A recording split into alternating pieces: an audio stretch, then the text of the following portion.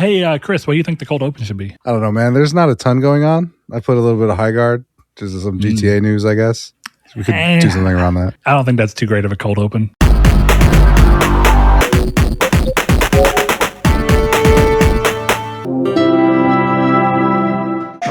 Hello and welcome to Triangle Square, the PlayStation podcast. I'm your host, Brett Beck, and alongside me, as always, one Mr. Chris Figs, back in his home for one night only. Not even the whole night, but at least long enough to do this podcast. Chris Figs. Woo! Hooray! Hooray! Yay! Well, if you guys are new here, first and foremost, welcome. We are a gaming podcast that looks at the industry through the lens of primarily being PlayStation fans, but we play on other hardware when and where we feel the need. Though, as we keep saying, it's increasingly easier this generation to play in one place, as we will talk about a little bit more in this episode. So stick around as we talk about Highguard, which is by... Of course, the way that Highguard's come about, I understand why it's a big topic of conversation. It's like for lack of a better way to say this, it's like a worse version of the Fallout 4 reveal, reveal to release window. We're going to be talking about Grand Theft Auto 6 and its chances for having a pretty weird release comparison to other games that have been around, some rumors around a potential state of play coming back around, Xbox wanting to be a little more consistent with its PS5 releases, Ubisoft are throwing a cancel party, apparently, and Square talk a little bit about Final Fantasy Remake Part 3, as well as a bunch of listener questions. You guys wrote in with plenty this week. But as we move into what we always start the show off with, which is typically what we've been playing so that we can give each other sometimes Chris plays some random shit that I've never heard of and vice versa. And it throws us on to our next game, which is great. Maybe it'll do the same for you, give you something to play that you didn't know about. Maybe we'll give you some thoughts on a game that you were looking forward to. And after hearing us, it kind of scooches you toward or away from it, either way. But what we're going to do this week is start off with a listener question for one of our longtime listeners, longtime patrons, Mr. Jehudi MD. And we kind of have two questions that I'm going to go back to back on here because they'll be part of the same conversation. So first and foremost, Jehudi asks, obligatory, Highguard anyone? And then another listener, new patron of ours, RMG0731, comes in and asks, your thoughts on this debate? What do you think is the reason Jeff Keighley is pushing Highguard so much? So, Chris, let's start with that first one, because of the two of us, I am pretty sure you have played Highguard, and I can go ahead and say that I have not played Highguard. So, I think as a great way to start this off, were you actually excited for the game, or was it just, it's free to play, Jeff is backing it, let's see what's going on? I mean, I don't know if I would say I was like excited to play Highguard. I did find myself like kind of reloading the app, like when is this game coming out so I can download it and give it a shot. So, I mean, maybe I was a little excited, or anticipatory is probably the better thing. Is that excitement or is that just like general FOMO? Like, I want to be part of this cultural moment of everyone hopping in and being able to either praise or shit on or be like meh about Highguard? Well, it's probably a little bit of both of those things, maybe, because like I wanted to play it, like it was one of those things where it looked fine enough that I'm like, yeah, I'd give that a shot if it was free. And then lo and behold, it's free. And I don't know, I definitely wanted to like see like this game can't be that bad. And spoilers, it's not that bad. So good. And then there is a big question of like, why does Jeff like this so much? And that's not really a question I can answer, and not even like I don't know Jeff's mind. Like it's not. We'll talk about it more, but it's not like a great game. So yeah, I mean that's I guess the answers to those questions anyway. If you want what do you think is the reason Jeff Keighley is pushing Highguard so much? I think he's allowed to be excited for games that you're not. Oh yeah. Think about it this way, right? At least this is how it comes out to me. Like you remember when Vampire Survivors was coming out, and I said Vampire Survivors is coming to PS5 this summer, like every 30 seconds. Yeah. That's the same thing he's doing, except he has a platform 1,000,000 times bigger than mine. It's the same thing he's doing. It's a fair point, yeah. He's like, I'm hyped for Highguard. Yeah, and I'll say, I mean, in a way, I appreciate, if we want to focus on that question in particular, And a lot of what I've seen going around is people being like, does he have some kind of skin in the game? Did he help fund it? And look, I think Occam's razor is going to be our friend here. I think the most likely thing is that Jeff just happens to be a fan of this type of game, got to play it before anyone knew about it. That in and of itself is exciting. In Jeff's role, put yourself in his shoes for a second. You're going to be hyped about some games by nature of having this palpable feeling of no one else knows about this. Mm-hmm. And I'm going to be the one to divvy this information out to the people to see. So to some degree, being part of a process, I think, makes you a little bit more fond of the product than maybe the general market would be. I think that's one thing, as well as it being a game that he could just be excited for. Is there a chance that somehow, some way, he's got some kind of money or something tied into this? Of course, there's always a chance. Do I think that even really matters? It'd probably be great if he'd say like, hey, just to be transparent, I've got some, I've technically got finances on the line here, but I don't care. He has to disclose that.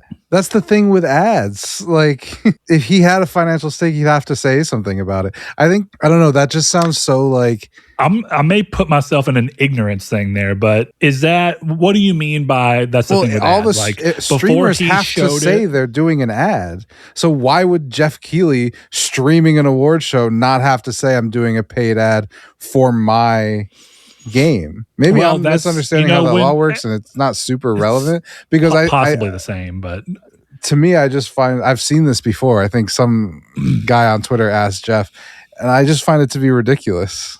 Like, first of all, who cares? But second of all, I don't. It's like I just said, he likes it. Yeah. Breaking news. I liked Concord. Like, people like games that a lot of people don't like. I used to play this game Vigor that has like 5,000 people total who play it. Like, that doesn't mean that it's a world-beating game.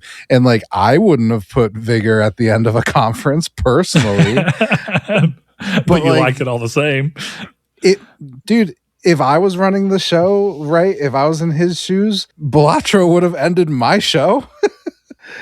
Yeah. So I don't know. I think he went somewhere. He saw a game that was early, and then he's like, I really like this. I want to show it off. Yeah, because if you look into it, I mean, as far as people were saying, and of course, I don't know how legitimate this information is, but if anything, the reports around Highguard is that they didn't even pay for it. He waived the fee that he charged for everyone else to highlight the game and put it at the end, all of his own accord, and at technically the cost of the Game Awards. Again, if true, we don't have, unless like Jason Schreier is much of he can be very annoying, but he's very accurate often, unless he's come out and said that he can completely confirm this. At most, the reports are that he did so at cost to himself, which I guess does raise the question of why did he do that at cost to himself? But I think at that point, it's exactly what you just said. The answer becomes even more clear. If he didn't make a dime off of putting it into the game show, it's strictly because he believed in it, and he knew that a game of that size from a new development team would not be able to afford this.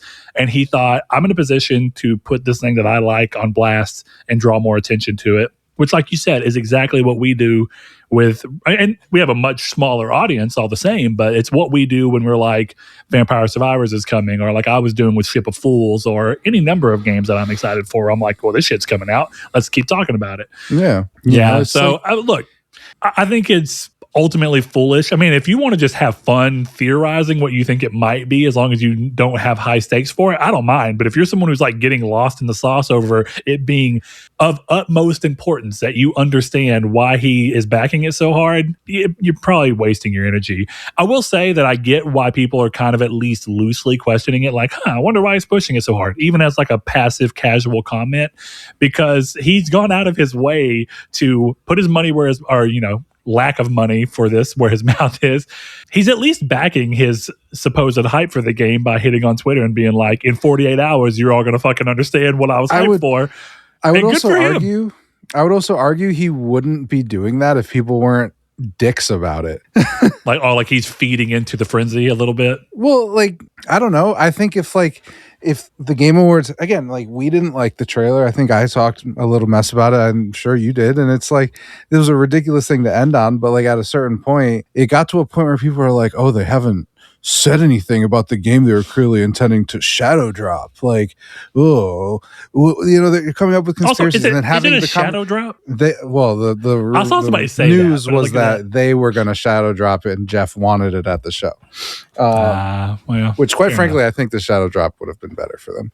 But I don't know. I wonder, because hitting 100K peak players is a big deal, but people today, of course, are being like, oh, this game's dropped down to 10K, 17K, whatever it is. And I'm like, okay, but that actually seems like where this game probably would have landed either way. But because it had more eyes on it and Jeff talking about it, it got to 100K. So dropping down to where it was likely always going to drop down to is, again, assuming I'm correct. Maybe I'm not. But if I am, I think that there's a big difference between seeing a game drop from 100,000 to 10,000 this morning, because that's a 90% drop. Yeah, but if it ended up at the same player count from a peak concurrent player of, let's say, 50,000, I think or 30,000, you'd be like, oh, okay, it's a normal drop off for a game. Definitely a free to play where the barrier of entry is so low that you just hop in and go, do I or don't I like this immediate gratification experience? And if I don't, move on. I also think like we lose sight of like reality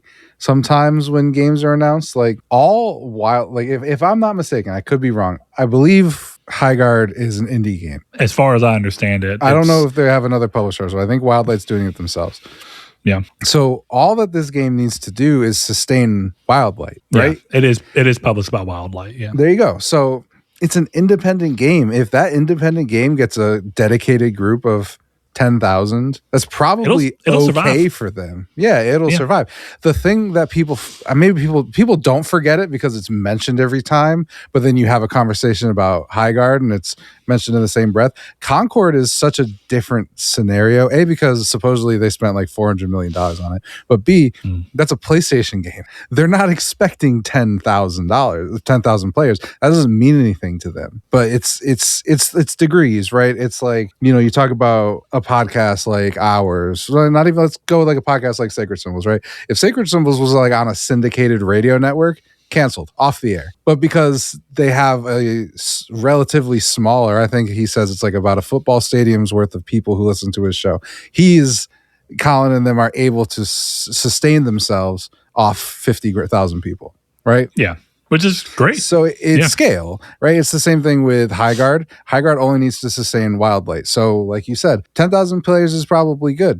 It's like we were talking about with Vigor. Nobody plays Vigor, but that game is still chugging. They still do updates. Like that, all they need is what little players play it are sustaining the game, and that's all that matters. Yeah, one of my favorite things to mention about Concord, when I see people being like Concord 2.0, I'm like, guys, I know Chris loved Concord, and I don't think Concord was as bad as everybody else. Or I don't think Concord was as bad as anyone. Hold on, don't exaggerate.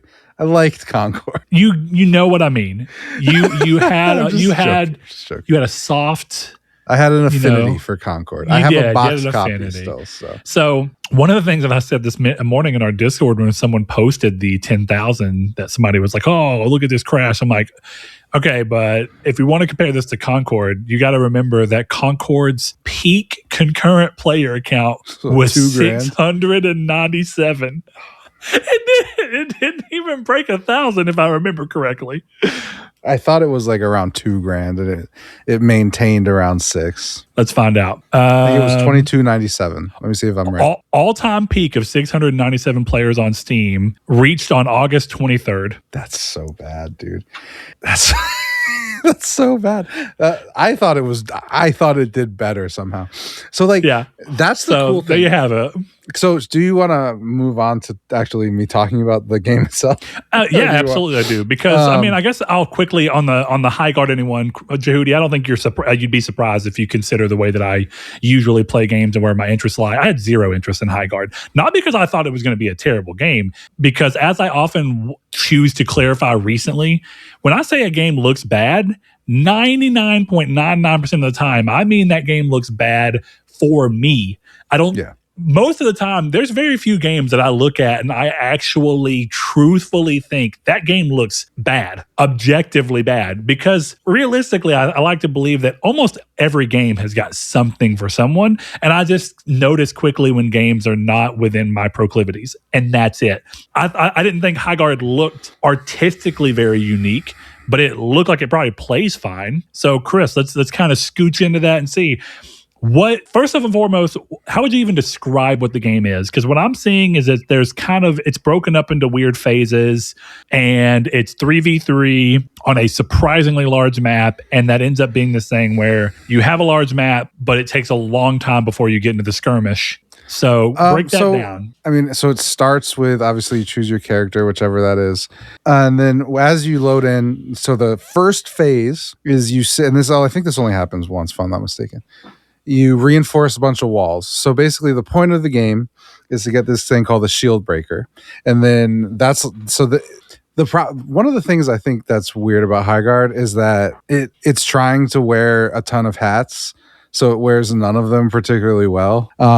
So it has this thing where you're basically reinforcing stuff. You're doing all this because you have to protect these generators. And so if the enemy team grasps the shield breaker, they go into your thing and they blow up the generator. So you can reinforce the walls there to make it harder to get in. So all characters will have like a wall breaker. So you get a rocket launcher, or you get this like sledgehammer, and then that can be like a zip line or something else.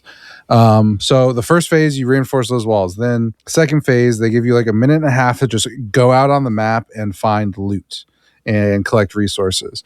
So you collect resources with your pickaxe. And what I do like about this, actually, I seem to be the only one.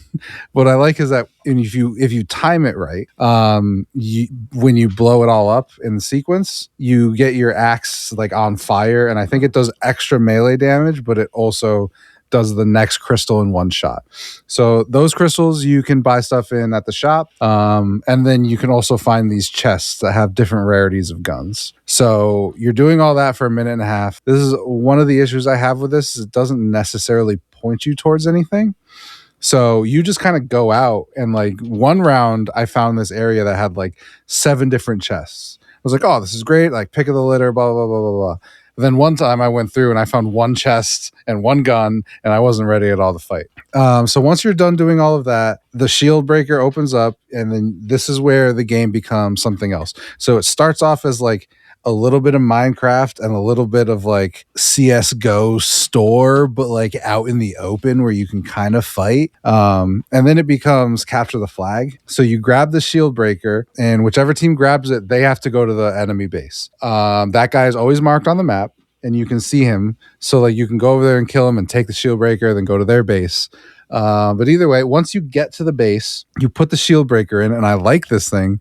It like out of this like mystical portal comes like a trebuchet almost. That's like looks almost like a Trojan horse, but basically it comes out of this portal and then breaks the shield, and then that's when a raid starts. So if you go in there with enough time and blow it up, done, you win, the game's over. If you don't blow it up in enough time, you go into overtime, and then you have 1 life each. So then it becomes search and destroy, or you have 1 life to plant this bomb. You can defuse the bomb, you can do all of these things. I liked when it became overtime because it made it a lot more tense. So that's the loop of the game, right? You craft, you find gear, you go out into the open and explore, and nothing really happens. So quick clarification on a few things that just are curious to me. You mentioned that once you go overtime, it becomes like one life. So for the rest of the match, like when you're resource gathering, it goes back can you to still normal. fight? Yes. Okay, and if you die, depends on you what respawn? resource. This is what's weird. If you're doing the reinforcement phase, you can't leave your little bubble. Of course, yeah. But once you're in the loot phase, yes, you can fight there. You fight, okay. And if you die during that phase, you just spawn back at wherever the spawn point is and can run out and do it again? Yep. Okay. It's kind of like, I don't know how much of, if any, Warzone you played, or even Fortnite. I've never played Fortnite, but I have played like 2 or 3 games of Warzone. I was going to say, as you were saying it, it sounds an awful lot like the looting phase is you dropping into a map, figuring out where the best loot that you can find is to get yourself prepared for the actual battles when you run across players. Yeah, I would liken it to like before you get on the helicopter in Warzone, there's that time where you can shoot your guns and kill people and it doesn't matter. Like that's kind of how it felt to me, where I didn't feel like I was gaining anything by killing people except maybe charges on my ult, which is something I didn't mention. There are 8 heroes in this game. Yeah. So it's a hero shooter, capture the flag. And don't get me wrong, capture the flag / base reinforcement always struck me from the trailer that we saw. So I'm not surprised to hear that. Yeah. I am a little more surprised that the loot phase, that wasn't obvious to me from the trailer. That's not a bad thing. I mean, it's like you said, it's not a bad thing to wear a lot of hats. What does matter is you've got to wear each of them well enough, not perfectly, but well enough to where you're excited that each one of them in there. Because it's kind of like we talked about with Ball Pit, where it's like it's trying to wear this city sim hat and it doesn't quite land it, but the rest of the game is still fun. So it's okay. It doesn't make me hate the game. It's just you'd love the game that much more if it could wear the city sim hat better or just not at all. Exactly. And I don't know. It's... The thing is, like, after saying all of this stuff, like, I like the individual elements, and like, I do actually like how it comes together as a whole. I just don't. This is not a unique opinion. I don't understand why it's 3v3 when it should be bare minimum 6v6. But really, the maps are so big. This could be 12v12. Well, that was going to be my other question to you on clarification was map size. So, like, using a game that we're both very familiar with and we have good frame of reference currently, how would you compare a map size to, say, an Arc Raiders map? I would say most, if not all, of Stella Montes fits in this map. That's quite a bit, actually. Yeah, but there's no, like, walls, you know? So it's not hard to navigate. It's just, that's how big it feels. And I think the biggest problem with this is outside of the loot phase, there's no reason to be anywhere but the bases, because you're only going to fight in the base. The other team is only going to be at the base. So there's no reason to be like in the bumfuck cliffs because no one's over there. And so that's what really confuses me about like the way the loot works is, so the way it works, right, is first phase you get blue loot.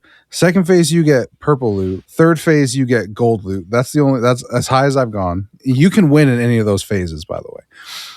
Oh, interesting. But what confuses me is the guns change, but in my experience with it, which is like 3 hours, it never felt like, oh shit. You know, like in Arc Raiders, when you open something up and you've got like 3 purples. Yeah. I've never had that moment. It's always been, oh, it's a purple sniper rifle, or it's a purple pistol, or it's a purple scout rifle. You know, it's never been like, I just opened this chest and holy shit, there's a purple in the first phase, or oh my god, there's a special weapon in here that I've never even seen. It felt like I was just going to these places to choose my gun in the worst possible way I could possibly be doing. Yeah, I get what you mean. Is like, unlike Arc, where, for lack of a better way to put it, let's just say like one time I loaded into a map and the very first thing I breached had the fucking Tempest blueprint in it. Yeah. And it's just like, I need to go because this is like one of the most valuable things in the game and I got it without having to wait. So what I'm getting at is like, are you implying, or are you trying to get at the fact that the game hard limits the loot to the phase that you're in, so you can't really go above the phase that you're aware of? I don't want to definitively say yes, but I have not found loot that does not correspond to the round yet. Yeah. You know? So even if not, then it's very rare for you to get something outside of the loot level of the round, of the phase. Yeah, exactly. And I know there's like airdrops and stuff like that. I didn't loot any of those, so I didn't have an experience with that. But I do see there is no super benefit to opening a bunch of chests. It's like I would go through and I'd be like, I found a sniper rifle and I found a machine gun. Cool, I'm gonna go sit at base and wait. You know, so that's how it ended up going. I don't know. I think kind of with my idea that this might have done, I think this game had its peak because of the Game Awards, right? People were interested in it, so I do think that helped. Yeah. But to me, I think if this game had been shadow dropped as like like I don't it's not in early access, so I don't even want to put that. But if this had been shadow dropped and they were like, hey, here's Highguard from people who made Apex and Destiny and Call of Duty, and this is our new shooter.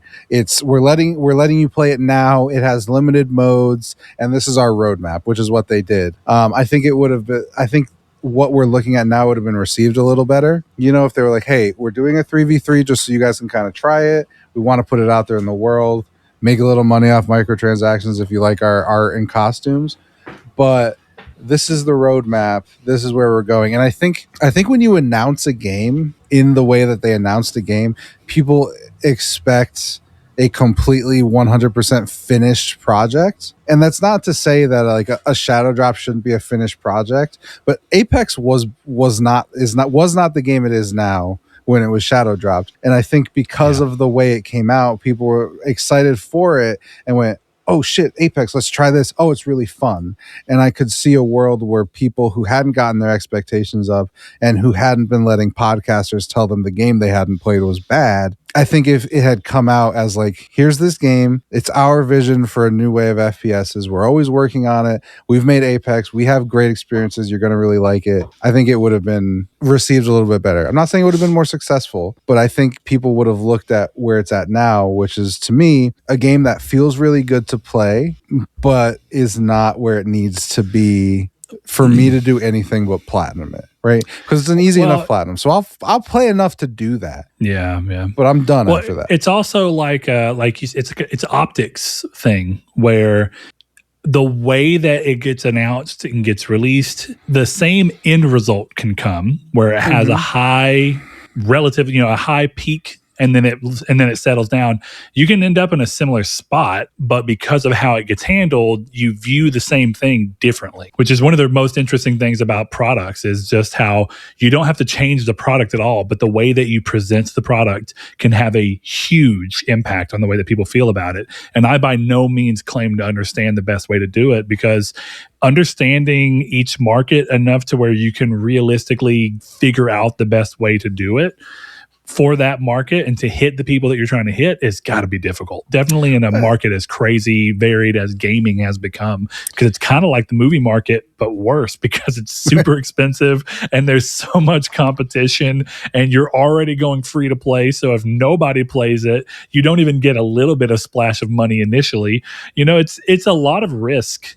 So I understand that it's got to be nerve-wracking. And I think ultimately they're probably pretty happy. I do wonder how this would have worked out if they had just shadow dropped it. And I'm sure that they probably felt inclinated to do that because that's what they did with Apex and it worked really well. Mm-hmm. Even having 1 month to build expectations can fuck you up.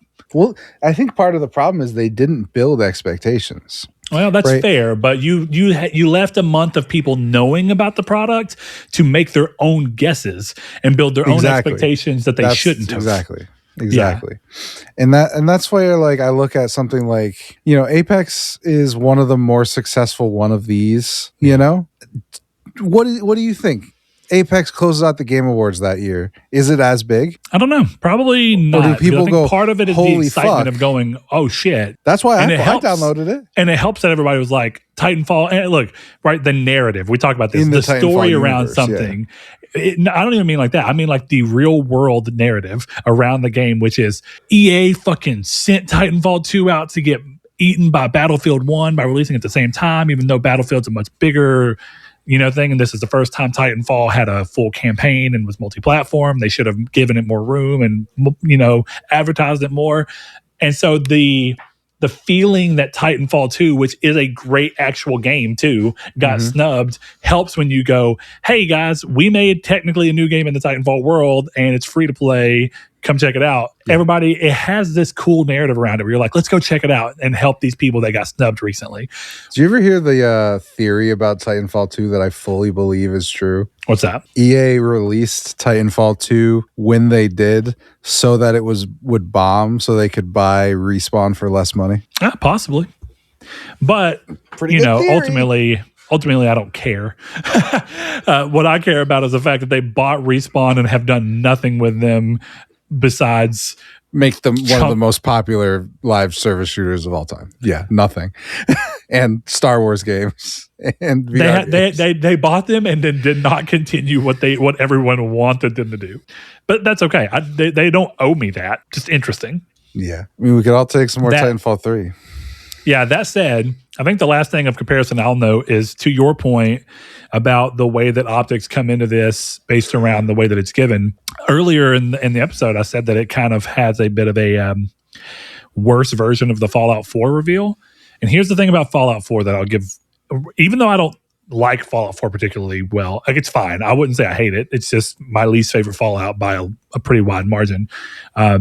What I can give them a big credit on is that when they revealed it and then released it within 6 months, whatever it was, within 6 months, I think it was like 5 months, some odd. When they did reveal it, they showed fucking everything. They were almost exhaustive. They were like, hey, here's the game. Here's the type of world you can expect. Here's the way that dialogue choices are going to be made moving forward. Here's what your dog companion can and can't do. Here's what settlement building looks like. Here's what crafting looks like. Here's how you should expect the world and factions to go. Then they went silent. Then they released the game. That works because you said so much shit that people can't make up what they think is going to happen. Conversely, with this game, you say, here's a game, here's a trailer. We don't tell you much about what it is other than that. You leave a lot of room for people to look at the trailer and go, this is what I feel like the trailer is telling me, even though the trailer is not outwardly telling me actually anything. It's showing you things, but it leaves a lot of room for a player to set their own expectations. Definitely when the only thing that you did tell them is from the people who made Apex and Titanfall. So you're immediately like, well, okay. All my expectations are going to be built around both of those games, which can be a boon and a terrible thing for you to have to live up to sometimes. Because now if this game is not at all like Apex or Titanfall, people are going to be mad. Yeah. Then if it's too much like Apex and Titanfall, people are also going to be mad. Yeah. I don't know. It's last thing I have to say on it, because I want to talk about games that I actually like. But it's one of the most unique games I've ever played while feeling generic at every corner. And I don't know how to rectify those two things in my head, but yeah, that's a weird one. I give it a shot. It's free. Maybe don't. I don't know. Chris, let's scooch over to talking about games that we've played. And this is not going to be a super exciting section for me because, spoiler alert, I'm playing the exact same two games as I was playing. So I'll cover them lightly. I guess I'll say Final Fantasy X Remastered. I'm making good progress. I'm at the Calm Lands for anybody who's played the game. So I'm making plenty of progress. I did dodge the 200 lightning bolts, and I never want to do that again. It was terrible, but I got the trophy for it. So we keep trucking along, and we keep moving along. And Arc Raiders continues to be fun, though I am curious because I've expeditioned now, or at least I'm set to. I can depart whenever expedition comes when the day comes around, but the game just also updated, so I've got to figure out where I'm at with it. I can't tell if I will continue to want to play this game and in a strong way, or if I'll hit that point where I'm like, glad I played it, may still hop on here and there if I get asked to play it, but I'm going to move on otherwise. I don't know yet, and that's kind of exciting in a way. I don't feel immediately compelled to put it down. But as I was playing earlier and a dude came up to me and shot me and I didn't even really care, part of me had this thing of like, I wonder if I just turned this game off and never played it again, if I'd even care. And I was like, that's an interesting thought. So that's where I'm at right now. Chris has got two games that he played last week as well, but he does have one new game that I am actually kind of interested to hear about because, Chris, let's start with Hitman for you. Blood Money is the PS3 entry, correct? Yeah. Or PS3 360. Is it PS3 and PS2? Am I crazy? What was the other one that came up? Was Blood Money was there a game with like a ridiculous like Hitman Origins or something like that? It looks like I'm right. It was on PS2. I didn't think it was. I was fairly sure I was wrong about that. Cross-gen games are crazy. Yeah, back in those days, I can't even be sure that it's the same game. Absolution is the one that I was thinking about. The late PS3 entry. Absolution. But Blood Money is on both. Yeah, Blood Money's on both. Crazy. So yeah, we're playing an even older game. I think this was also an original Xbox game. So Xbox 360. It did not. Okay, it hit PS3. Yeah, I don't think I've actually played this one. I played Absolution. You've never played Hitman Blood Money? I have never played. I don't want to say that with absolute certainty, but I don't think I have. Blood Money fucks. You should play Hitman Blood Money. I mean, clearly I have access to it. So tell me why I should play it, Chris, and how it feels as playing that in a modern sense. Because sometimes playing old games feels good, and sometimes it's like I like the game, but I've definitely played worse older games, but Hitman 3 is great because it's very predictable, which is good and bad. Like the guards do vary up, but you can usually like, okay, this is going to be here, this is going to be here. I have to get this thing of grapes to this balcony so I can put it on the ground so that the woman walks out right at this time and slips and falls and kills herself. You know? Now you're talking about Hitman 3 on PS5, PS4, right? Yeah, the new one. Yeah. World of Assassination. I apologize. Yeah. Well, I couldn't remember if there was a Hitman 3 back in the day, or if Hitman kind of always stayed that series that used spin-off names. I think Absolution is Hitman 3, if I'm not mistaken. Well, we'll find out. Yeah, so there's like small annoyances of like, there was one yesterday. So I finished the game multiple times before. So I was kind of just playing this to like enjoy myself and get some trophies and do stuff I hadn't done. So I'm doing a Silent Assassin run of like the second level. And there's places that I'm supposed to be able to get without guards being there, where a guard is there. Or there was one time where I was killing one of the son of the guy I was supposed to kill. I was killing him. And I sneak up behind him. I kill him. No one sees me. But then I start dragging the body, which is supposed to be relatively silent. And then all the guards aggro on me. And that never happened again. Because obviously I'm doing Silent Assassin, so I can't be seen. They can't trigger. So I'm like, okay, this doesn't make any sense, but whatever. But yeah, other than that, like it plays fantastic. I had a couple issues where like the start menu was a little weird. So I wasn't really understanding the controls properly. So I was trying to throw a coin and all I could do was drop it. So it was just 5 minutes of 47 taking a coin out of his pocket and then just letting it go and hitting the floor. Once I figured all that stuff out, like it plays surprisingly well. There's like some stuff where, you know, it does, if you're not in the right spot for some things, it doesn't register properly.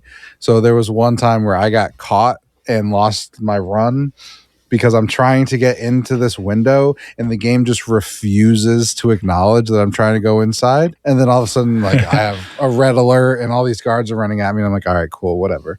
But yeah, I think, you know, outside of Hitman World of Assassination, like Blood Money was probably the best. Hitman 3 is just next level above most games. But Blood Money is right up there. So like you have access. If you got a spare 15 hours, you should play some Blood Money. Yeah.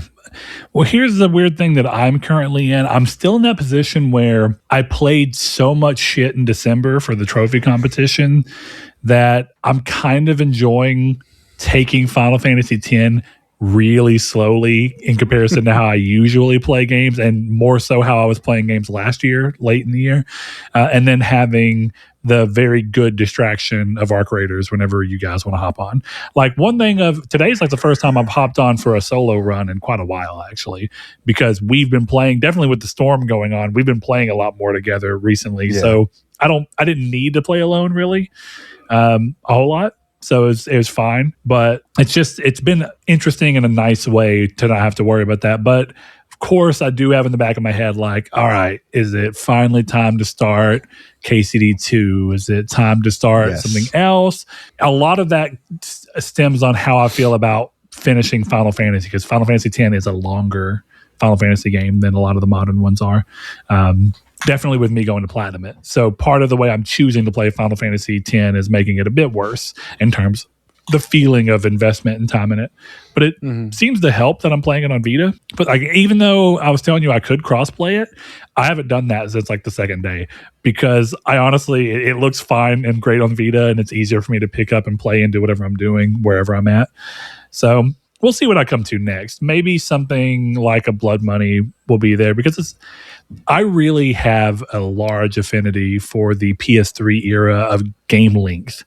I think that generation had the best mix of games feeling long enough to warrant their price, but not so long that you start to get bored with their concept. And I really find that gaming has reached a point where a lot of games hit me getting a little bit bored with their concept before the end of the story, and that's not a good feeling. If anything, I should only ideally get bored with your concept after I've rolled credits and have decided to play a little bit more, or at least as I'm kind of finishing the game. But some games where you're like 75% through and you're like, I kind of know what this game is and I want to beat the story, but I otherwise am through with this game. That's a rough feeling to deal with, because I don't think anybody ever feels good about wanting to leave a game that they otherwise have enjoyed but can't quite put their finger on why they're not enjoying it as much as they were anymore. Yeah. Happens. It just happens. Yeah, I mean, like I said, Blood Money's great. I mean, Arc Raiders is just... I'm fascinated to see what happens in March. I'm going to be very interested in it. I'm fascinated by a lot of things with you coming up, and I do want to talk about that. I guess, look, if I want to stick with what we've been playing to some degree and then a question we have around games, but before the episode's out, I actually really do want to talk to you about your feelings on Arc Raiders currently and what you're really feeling like you're looking for and what's having you so excited for Marathon when it comes. We should talk about it now, because I'm still playing Octopath Traveler 0. I don't have anything else to say about Arc Raiders. Fair enough. I have one question for you, though, before we get into a big conversation. Okay. You've played double, probably, of Arc Raiders than you did last year. Last time we talked about it, yeah. Do you still, would you put it in your Game of the Year list at this point? The way that I did mine, where I had 5 and a runner-up, I don't think that it would push any of the games or the runner-up. But and a lot of that's because the runner-up being Death Stranding 2, if I recall correctly, for me. I think so, yeah. That's a hell of a game, and I don't think I can look at Arc Raiders and say that it's beat Death Stranding 2 yet. But I'll say it's a lot closer than I would have anticipated. It's a lot closer than I anticipated. Holy.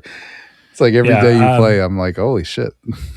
Yeah, I'm curious to see how long that goes, because there is going to be a point where I just know the way I am. There's going to be kind of like you're talking about. I think it still works for me, because even though I've played like double now as opposed to last year when we were talking about it, we have this thing where I have still played less than half of what you've played in terms of total hour count, if I'm not mistaken. Somewhere around there at the very least. I mean, what are you at? You're at what, 50 something now? I think so. Yeah, that sounds right. 55. Yeah, like 110. So I think literally exactly half. Yeah. So with that in mind, I think that I'm curious to see how much it's going to hit me in a similar way that I've heard you talking about, where I still have things left. I still have blueprints I've not gotten. So like I got a blueprint today from one of the only trials rewards I got. I was like, oh, cool. It's one I didn't have. You get a feeling when you find a blueprint you don't have where it's like, yes, accomplishment, goal oriented. But I wonder, once I hit max level, what am I going to feel like? And then we have the expedition. What is that going to feel like? So I have questions, because I worry that at some point I'm going to lose a sense of accomplishment with the game in a progression way that clicks with me. And since one of the only other online games that I think people have different feelings about the game as a whole, but of all of the multiplayer games I've played, realistically speaking, I think the best long-term sense of progression I've ever gotten from a multiplayer game was Call of Duty Advanced Warfare. Yeah. It's the way that it handled giving you the boxes, like the loot boxes to you open, and then how much that gave you.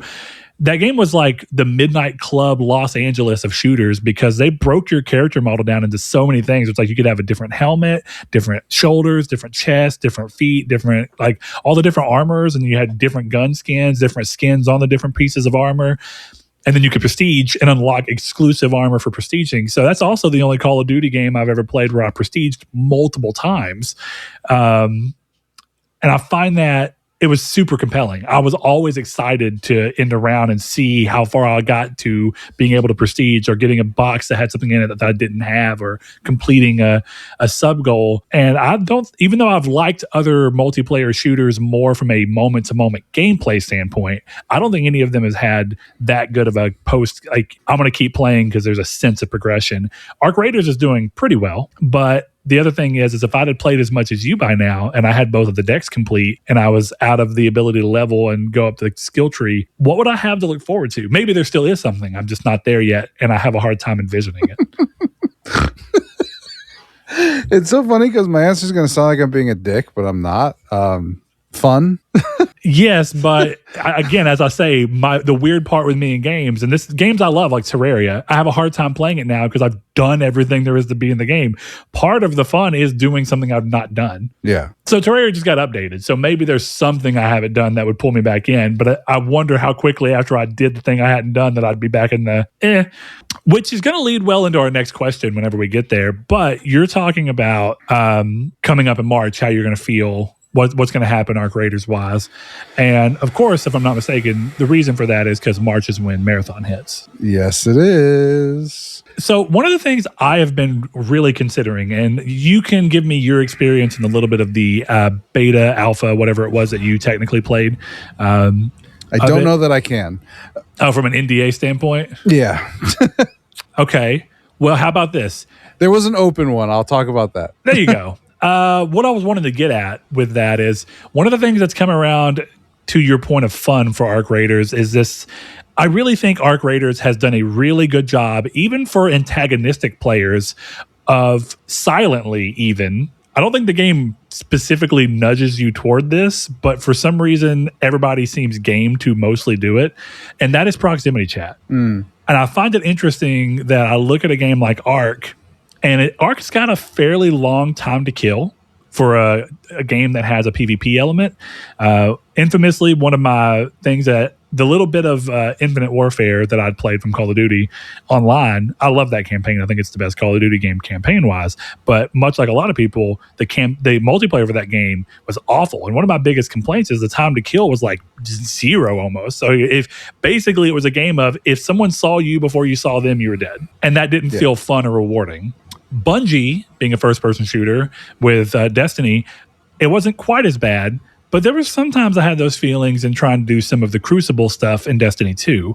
So when I think about the two aspects I'm talking about right now kind of coming together, first and foremost, do you think that the community for Marathon is going to be as ready to hit the mic and say something? And do you think that that's impacted at all by what the time to kill is going to look like? Because you have less reason to talk to somebody if they can just mow you down.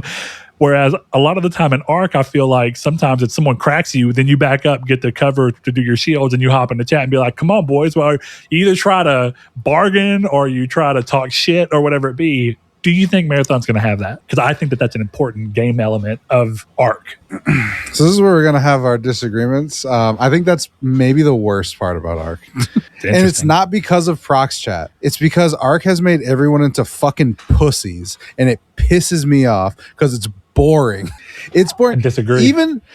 It's boring. It's a PvPvE game. It is not a PvE game. I shouldn't have... What I don't like about it is that it's not a matter of like, hey man, you cool? Yeah, I'm cool. Like whatever. That's okay. That's I don't cool. mean that.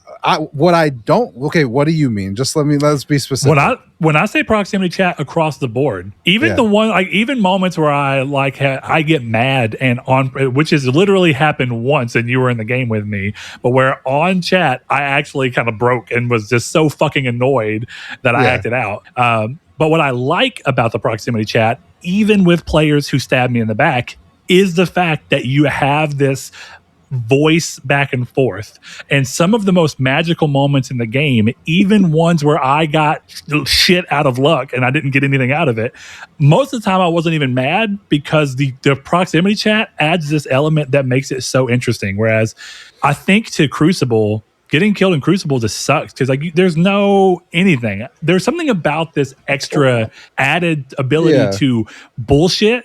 To think about the moment, Chris. I bet you will never forget it too. Can you think of a single real moment when you were playing Destiny 2 online, even Gambit, which was one of the game modes I liked? Can you really think through a moment that wasn't just exceptionally like gameplay wise, you were killing so hard that you remembered it? Can you think of a moment that's as memorable as me running around the corner on Stella Montis of the thing and having the guy being like, I'm coming for you?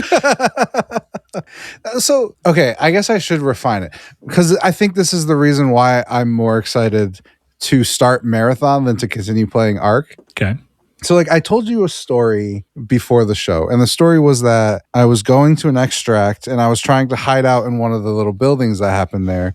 And I happened to look up and there's just a dude sitting there. And I shot this guy. But then he gets on voice chat and he goes, "Oh man, I'm friendly. I wasn't doing pussy shit." I should have just executed him right there, because that's the point of the fucking game. Instead, you know what I did? I felt bad because he made me feel bad for playing the game the way it should be played, and I let this motherfucker extract with me. But here's the magic, Chris. You didn't have to do that. And that's what I think makes Ark so interesting. When you talk about this, my favorite part is that, even though it annoys me sometimes, my favorite part is that you can be cool with someone 1 second and then just fucking rip them the next.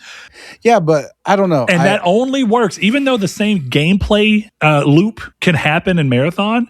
If people aren't talking about it and they might be, I'm not saying it will or won't, but if the proximity chat is not actually embraced by the community in the same way in Marathon, it will not feel as interesting to me. I worry. And maybe I'm wrong. I mean, a lot of it is how similar does Marathon even feel to Ark? And I don't think, as I said to you the other day, I don't think Marathon should feel super similar to Ark. I think it's a bad idea. It won't, for everybody, because it's intended for PvP. I mean, and maybe they've outright said that. I don't know. But even what I'm talking about, I don't think that that's inherently a thing of...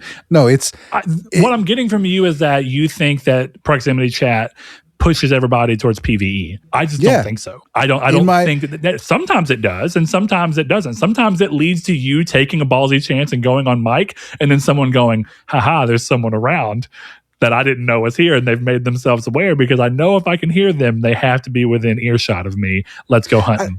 And that's a cool element. I'm only trying to articulate a point. I'm not trying to talk shit about you, to be abundantly clear. But I think one of the things that kind of illustrates my point is the reaction you have every time you tell me that you died, which is, what do you mean? Oh, I went on mic and I was like, I wasn't here. I was just doing trials, man. Fuck me, take my shit. And like, I'm not like bitching. That's the way you play the game. That's fine. But like, I'm excited to play a game where nobody is expecting me to let them go or feel bad about it.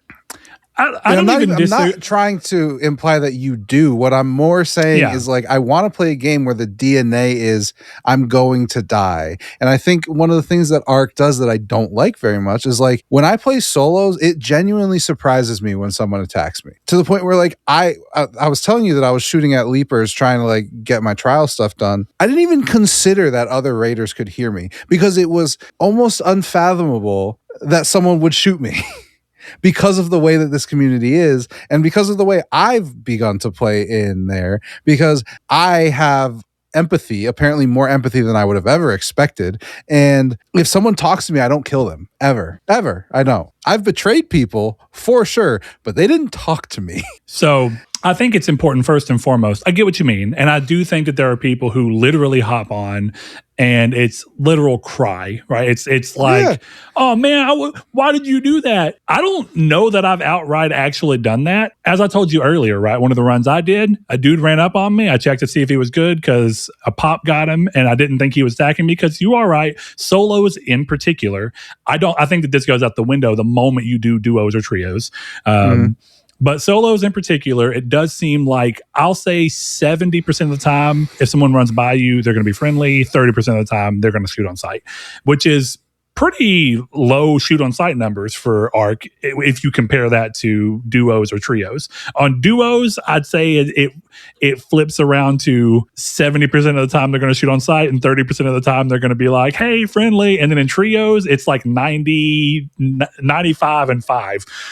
I can't even remember the last time we were in trios and someone was like, friendly. Never.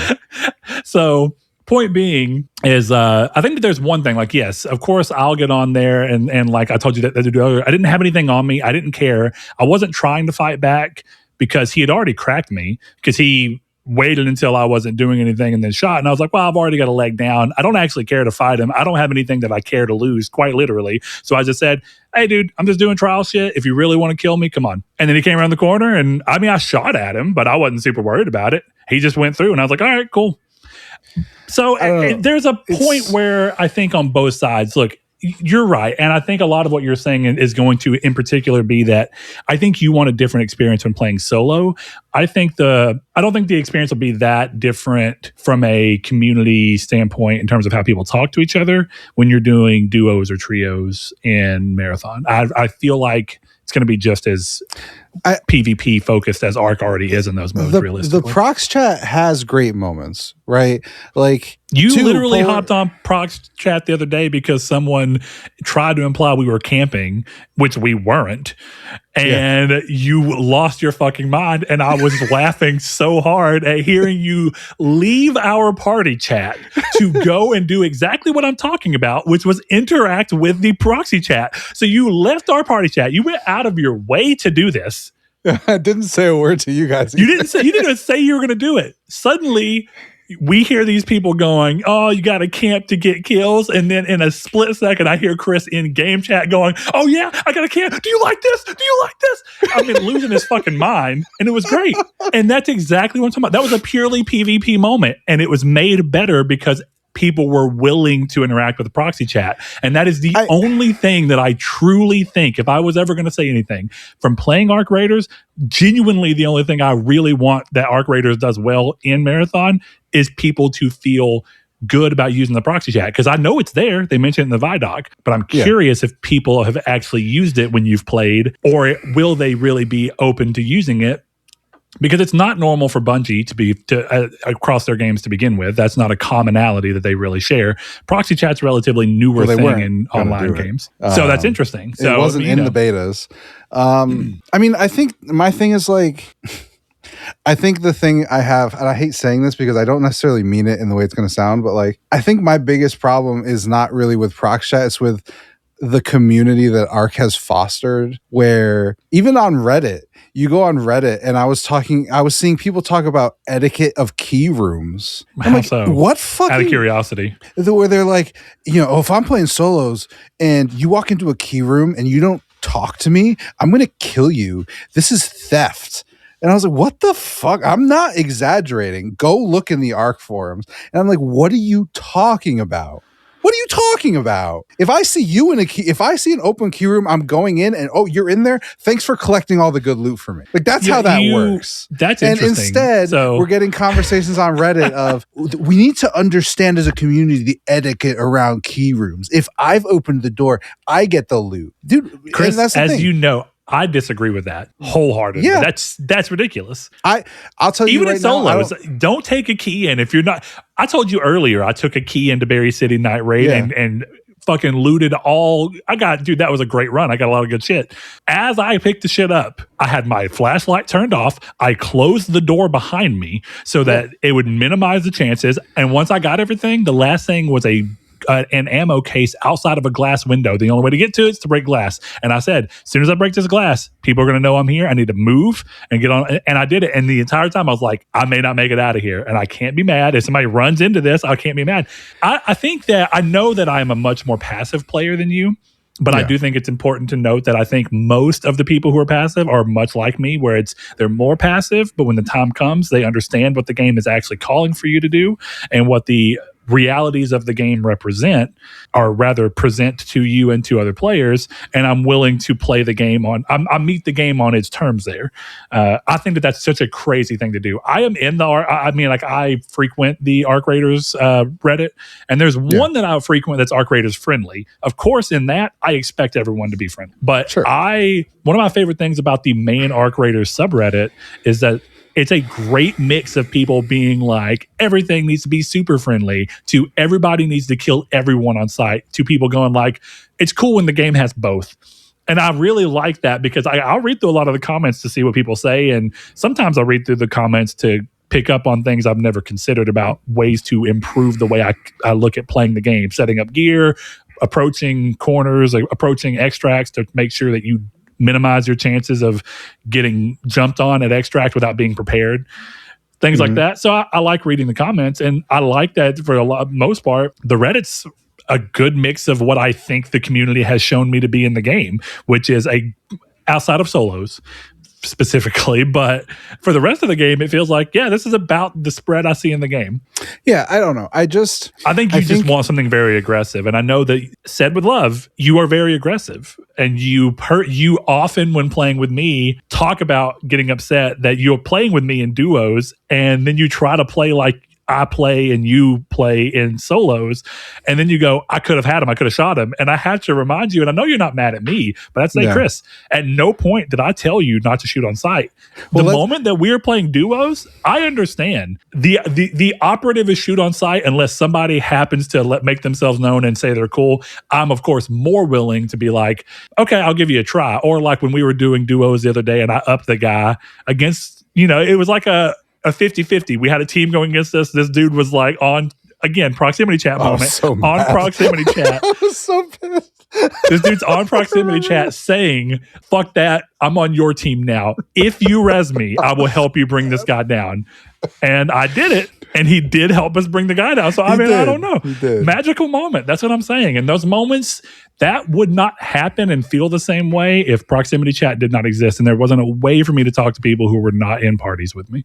For a little context on both of those stories that Brett left out. In the first story, I was pissed, not that I didn't shoot them, that the same guys I did not shoot killed us. That's what pissed me off. Of course. Because I was like, I know Brett doesn't inherently want PvP. These guys have not seen me. I'm letting them go. 5 minutes later, they shoot us. I was like, I'm gonna fucking shoot myself. But the context on the other story about this guy that we had a great interaction with, Brett uses a defib on the other guy while I'm down next to the guy. That's what killed me. And I understand your reasoning. You're leaving out other context. Oh, am I? You were on the bridge. You weren't right next to me. You were close to me, but you were in line of sight of the people who shot you down. And I was around the corner with this guy who was right beside me. And I could defib him or I could defib you. But if I defib you, I can't bring him up. It was not even about the defibbing him. It was the audacity of defibbing someone who wasn't on your team before your teammates. I'm like, what the fuck? I go to say I think it was defensible because I did so from safety. And then ironically, Chris, the moment that I started acting more stupid, because like we fought with that guy for like 5 minutes before that was a good fight. Before stuff went down. He died, I think. And he ended up dying. And once I started acting stupidly and putting myself in danger to do things is when I got killed. Mm-hmm. I don't know. I think it's like you said, there are great moments in Prox chat because there's the moments where I was fucking screaming at people for no reason. And the only reason that happens because I'm at my brother's house by myself. So I was just like letting it rip. But it was even I think the same night where we all got downed and they executed you guys. And I just hopped to party chat. I was like, wait, guys, hold on a sec. Let's just chat. And they let me live. So funny. Also, that time where you went out ahead of us and me and Sean are back in this room and you get downed and you go, wait. Defib me, but they didn't have one. Yeah. And so they're patching you with Band-Aids to try and help you out. And then another team comes up and kills you all, which is so fucking funny. But yeah, me and Sean are like, what's Chris doing? And suddenly we hear you in the in-game chat like, what the fuck is going on? And I think all we're doing is bolstering the exact point that I was trying to make. Mm-hmm. I have almost reached a point where if it wasn't for how bad the in your own party chat is when you use in-game party, it's so much worse to your ears than a party chat on PlayStation is. Because it's like bad. The party chat's got like all the audio treatment to make it sound good and smooth. I almost want to exclusively play in-game chat so I can always immediately jump to proxy chat if I decide I want to, because it's fun. Yeah, it is. And look, to me, I'm just more, I think part of it is and again, I mean this with love, but I think part of what I'm excited about for Marathon is just knowing that nobody else really wants to play it with me. I know that sounds shitty, but I don't know. I don't play. Ironically, given some of the conversations, the person I play the most is Ben, and the three of us don't play together much. But Sean is a great player. giant pussy, and you're kind of closer to him. You have more balls than him, but I think you get peer pressured, and he's like, I'm leaving, fuck you. Like there's a difference. And what I'm excited about Marathon is, again, all this with love, but like nobody telling me how to play is just kind of what I'm hyped for. Like, you don't tell me how to play, but I do adapt to knowing that you don't necessarily want to PvP as much as me. And Sean runs our team for some reason, so we run from every fight the minute we get tagged once. And that's what I don't want. I would rather die having fun fighting than be like, oh, I got shot in the arm, we got to run all the way across, let's extract right now because I have one purple. Like, I don't want to do that. Like, you are correct, but I think you'd also be lying to yourself if you didn't act like that one night that we were running duos and we started getting kill on sight, shoot on sight, and we still did not extract at all. At the end of that night, you were like, what the fuck am I even playing this game for? So that's not entirely true, and you know that. And one of those moments, I think you would have liked it for a player to be like, hey, come on and extract. Take your shit out one time. Because your whole thing was, I didn't extract a single time. I extracted once that night, you extracted 0. Yeah. All I'm going to say, because I don't want to be a dick, I would have been okay dying in a lot of those situations by myself. Yeah. Do you want to expound on that? I don't think you're a dick. I'm just trying to understand what you're even getting at. Are you saying that part of the reason you got downed was because of me? I'm not even trying to imply that. What I'm more saying is I can't see your screen when I'm fighting, right? Sure, so I remember specifically having to mute myself because I'm not a psychopath. But like when I died, I looked around and you were gone. And that I don't know what was going on. All that I know was that I saw your name and it was like halfway down in a different room. And it's not, it has nothing to do with you because I don't know what was happening. What I know is that when I died, you weren't there, and that I can't feel that way by myself. Because you know it's you and only you. Exactly. Yeah. That's why I wish that Arc Raiders was more PvP heavy in solos, because I don't get that experience very, very much. And when I do, someone's trying to make me feel bad about it. You got your wish, Chris. Now that you are over level 40, you can solo match into trios. Well, I'm not a psychopath. I'm not doing that. It just goes back to like what it goes back to is the game getting so popular that people who are not intended to be playing games like this are playing games like this. And that's great for player count, but like when you're someone like me who bought the game and enjoys the PvP and the PvE, and I feel like I can only PvE, and my own conscience makes me feel bad when I hear the voice of another human being beg me for salvation. I can't do it. So I'm excited to play the game where someone asked a question about basically what we're talking about, and Bungie said, "We'll kill the other runners." That, I swear to God, that got me a little hard. Like, I was like, let's go. Well, on my side, I am very curious to try, not with you apparently, Marathon, just to see how it's different. I want to play with you guys, but the sense that I'm getting is that Sean's not picking it up. I haven't asked Ben if he's picking it up. I bought it. I bought the collector's edition. Dude, for you me. might want Ben's energy. I'm gonna be real with you. Of all the people in your friends group, you want someone unhinged. For if what you think the game is aiming for, you want that on your team. The problem, and I've said this before, and again, it's with love. When you feel, and I think in our experience, maybe I'm seeing too much of myself.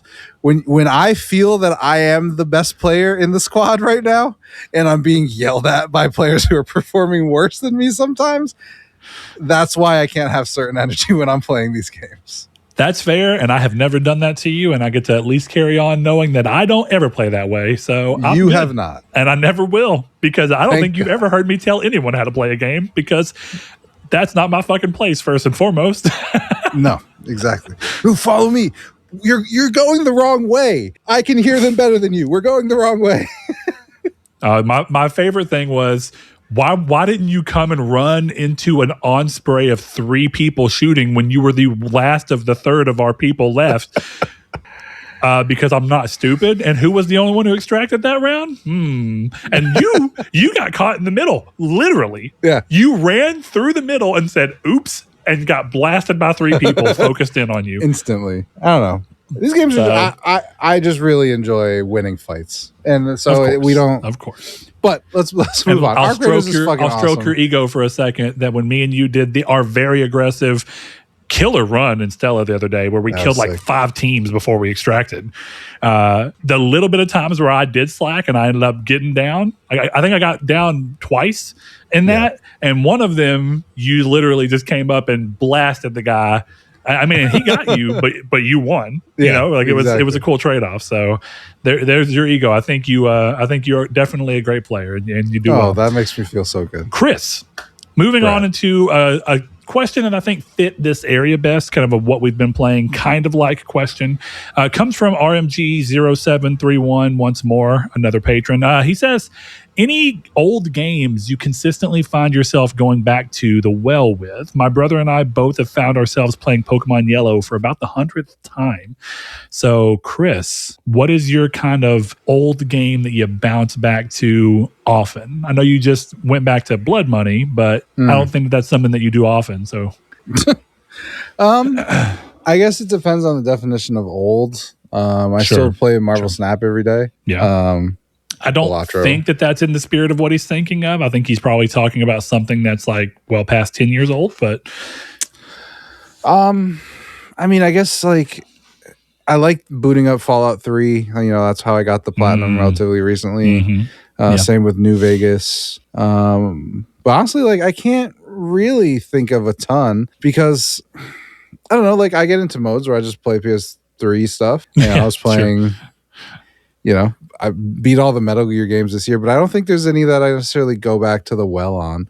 I think that's a lot more like recent games, you know, like it's stuff like I've talked about, like Balatro, you know, older Call of Duty games. I haven't done that in a while, but that would have been an answer I had. Arc Raiders will probably be there. But I think right now, like Fallout's my best answer, and I haven't played that in like a year. Yeah, I don't think that's bad. If I'd say going back to the well, I think even whenever I used to do this, and so my answer on this is kind of shifted in the fact that there was a time in my life where I did do this. And I think it's because I had more time. I think now that I have so much less time to do anything that I want to do, and I have so many competing interests, I find it a lot more difficult to constantly go back to games that I love. So back whenever I was like a teenager into like my early 20s and even mid 20s, up until probably about 25, I would replay Kingdom Hearts 1 every year without fail. Not necessarily to the year mark, but at least once a calendar year, I would play and beat Kingdom Hearts 1. I love that game. I also have done so like when phones first started getting big and you could emulate Pokemon games on your Android back in like 2011. I ran through Pokemon Sapphire and Fire Red, played through Yellow. So I've done that. I've gone back to the well on the Pokemon games a number of times. When the original Nier came out and I finally got it, I went back and played it a number of times. Great game. Love it. Did the same with Nier Automata. Played the hell out of it. But it's gotten to a point where like I would love right now to literally go and play Kingdom Hearts 1 without feeling bad that there's other things that I want to play that I would be giving up the time toward. And that's multifaceted, right? Because like, say I stop playing Arc right now to go play Kingdom Hearts 1 right now. I could totally do it. Like give up the time for one for another. I'm not going to. And the reason for that is because right now I find more value in the social experiences and the social times that I'm having with Arc than I see the value of playing Kingdom Hearts 1, a game I know I adore yet again, because ultimately I've done that a lot of times. And I know that game forward to back with zero questions asked. And that doesn't mean I wouldn't have a good time playing it. I know I would, but I also know I'd have a good, unique time playing Arc Raiders with Chris, Sean, and any randoms that we come across, both solos and in PvP centric experiences. Like I like both. I like when I run into a player who is playing a flute and has blueprints in front of him because that's an interesting social. That is the far example of trusting in that group. Because even that, as soon as I was like, you're going to try and like shoot me or some shit. It's like, I don't believe you, but that's the interesting thing. So as much as I love the idea of it, I think what I do now is I don't think I'd say I go back to the well with, and it depends on what you mean, of course. But I think every now and then, like every few years, I'll just replay a game that I really enjoy. Like I played Crisis Core Final Fantasy VII on the PSP. Like the last time I played it was like 2022 before they came out with the remaster, before they even announced it. I played it on Vita. And before that, I played it in like 2015 on Vita. Before that, I'd played it on PSP a second time, and then played it. So I've beaten that game 4 times. I think that counts as going back to the well. But you know, he's mentioning for the 100th time on Pokemon Yellow.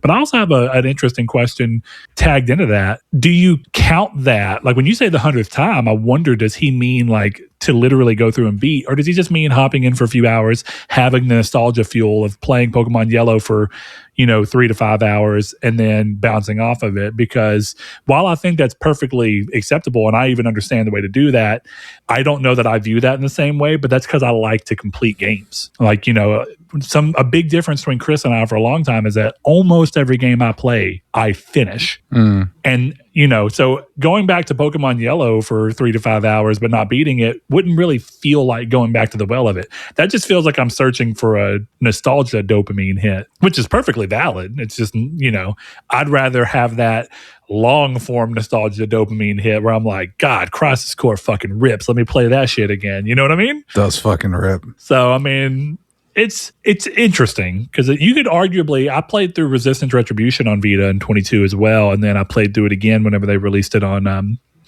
PlayStation 5 as part of the backwards compatibility stuff for the PS, the PlayStation Classics on PS Plus Premium. So I've played a lot of games multiple times. I've played The Order 1886 5 or 6 times. I can't even remember at this point. So I guess that could be one that I can consider as well, but I do find it's easier to do with shorter games, but there's super fun times like hopping back into Fable Anniversary. Oh, what if I've beat the first Fable like 5 times. I fucking love that game. It's so good. Oblivion. I've beat Oblivion more times than I can count. Hell, Skyrim. I've beat Skyrim at least 5 times. So Those are longer games. Though ironically, I remember being so impressed with myself when I'd have to go look, but I think I got the platinum for Skyrim on the PS4 version of the game in like 34 hours. I was like, fuck yeah. I think that took me 80 hours when I did it during COVID. It was definitely not out of the 40s. I'd have to go look and see what it was, but it was roughly 40 hours, something like that. So pretty good. Anyway, we're going to move on to the first piece of news that we have here, Chris, and that is that PlayStation...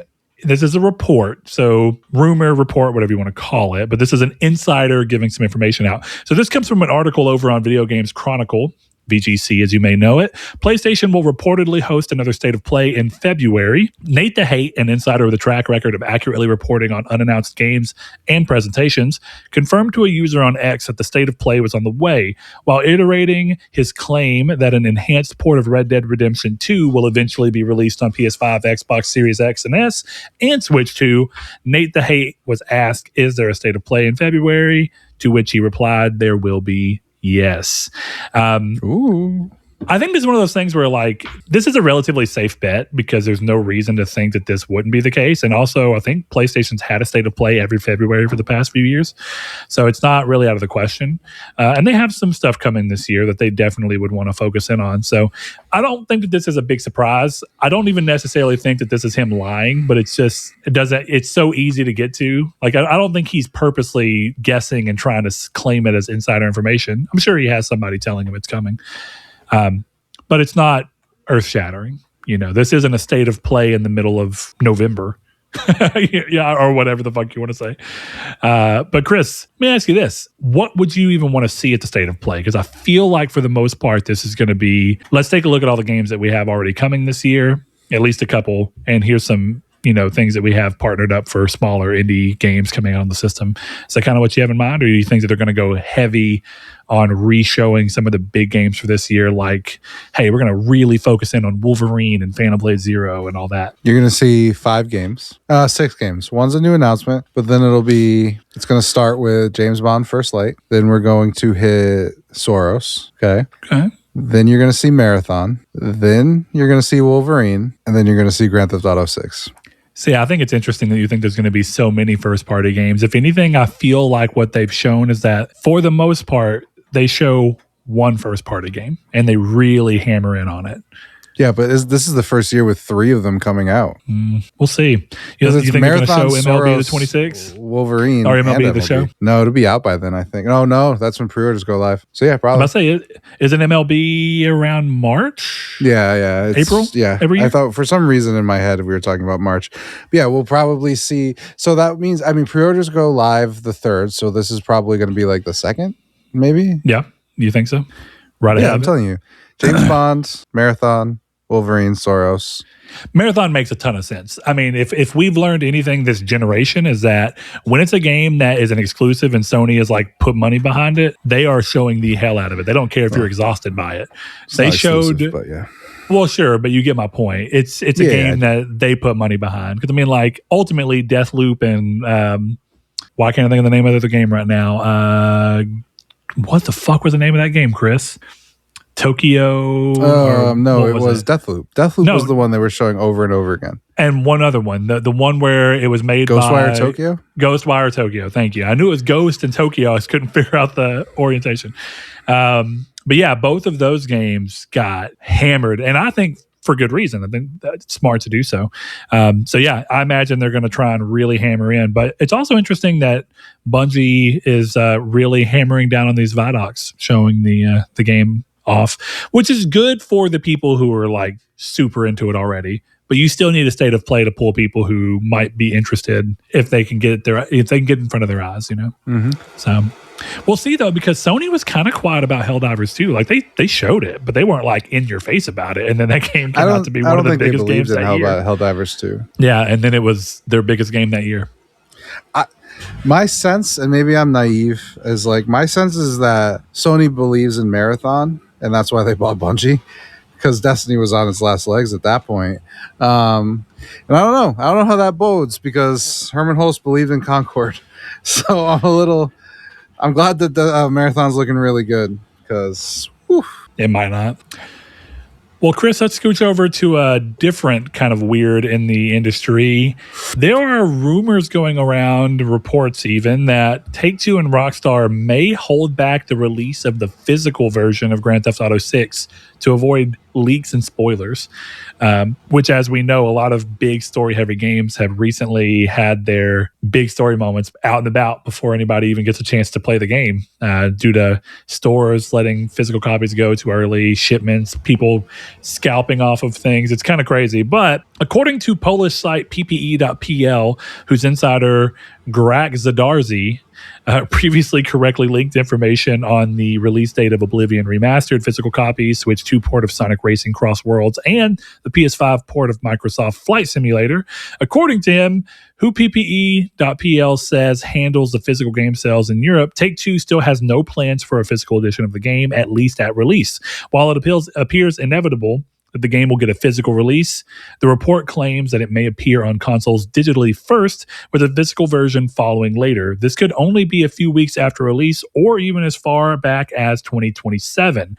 Quote, we're hearing more and more that the physical version won't be released simultaneously with the digital version to prevent leaks, end quote, their source claims. And then also, quote, we're getting conflicting reports. Some say the physical version will arrive 3 to 4 weeks after the digital release, while others say it won't happen until early 2027. More information will be available in mid-February.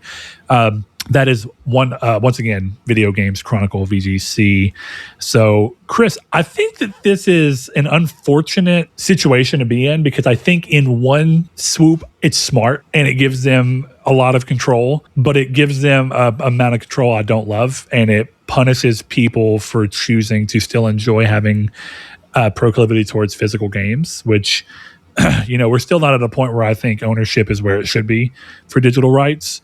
So, for me, I, of course, easily see this as a smart to keep the leaks at bay and keep hype where it should be, bad for general consumers. But I know that you were a lot quicker to embrace all digital. So how do you feel about this? I mean, I don't know. I guess I don't really understand why this is even a discussion necessarily. Alan Wake didn't have one. I'm sure there's other examples of games that didn't have this. And it, I know people were upset about it, but I would rather not be spoiled on GTA 6 than have a box copy. And I think that's one of the things for me where it's like, I don't know, I don't see this as I don't understand how you can take advantage of people, or put people at, I get that some people want the physical box copy, but wait, then, like, pay with your, what's the word? I can't think of it right now. So speak with your wallet, right? But so look, and I'm with you, but I feel like the issue with this in particular is that while I agree with you, I think it ends up doing this thing where it creates the opposite problem. But I guess in their mind, it's at least doing so to what we see market wise. If we follow the numbers every year, it's doing it to the smaller portion of the market. Because what happens is if you choose to wait for the physical version before you play it at all, you run a high risk of being spoiled anyway after the people who are playing the digital version get online and start talking about it. And then you waited and still got spoiled. But then at that point, like I said, it's at least to the smaller group of people who are hardcore physical only, which, if we're being honest, at this point seems to be less than 30% of the market. And that means that at least the vast majority of people, the 70% who tend to buy digital, were at least able to avoid premature leaks at the expense of the 30%. Maybe I'm in the wrong. I guess I just don't. I feel like if you're excited for GTA 5 and you decide to wait so you can buy it on disc, I don't particularly care if you get spoiled. I know that's like shitty. Buy the game. Like, I don't know. It's kind of like... So buy it twice so that they still get a physical version in that? That seems ridiculous. Nobody's making you buy it twice. Sure. If you buy it twice so you can have a box, don't come and tell me that you got taken advantage of. You didn't get taken advantage of. You don't have control of your money. That's all it is. But if they get, even if, okay, because like, put ourselves in the shoes of what's going on from the leaker standpoint. Because the other reality is that no one's, like, say that a game leaks. This is a good example. The Last of Us 2 leaked online. I never read any of the leaks. I played the game because even though I saw that the leaks were out there, I just never engaged in them, which means I had my ability to go, the game's not out yet. I'll wait until it's out for me to play it and find the story out, and then I can see if I even care about what the leaks were trying to get at. Now, of course, it gets worse whenever it's something like, I remember Saul being so annoyed because he was reading a Reddit post that was about Gordon Ramsay cooking stuff, and he was like looking at a thing, and it was going through, and midway through, it goes from being like a recipe and how to cook something to midway through the body, it just starts telling you the plot of The Last of Us Part 2. And he was like, what the fuck? So he's like, I didn't even know what was happening until suddenly I'm reading it. I'm like, why is this talking about someone named Abby? What the fuck?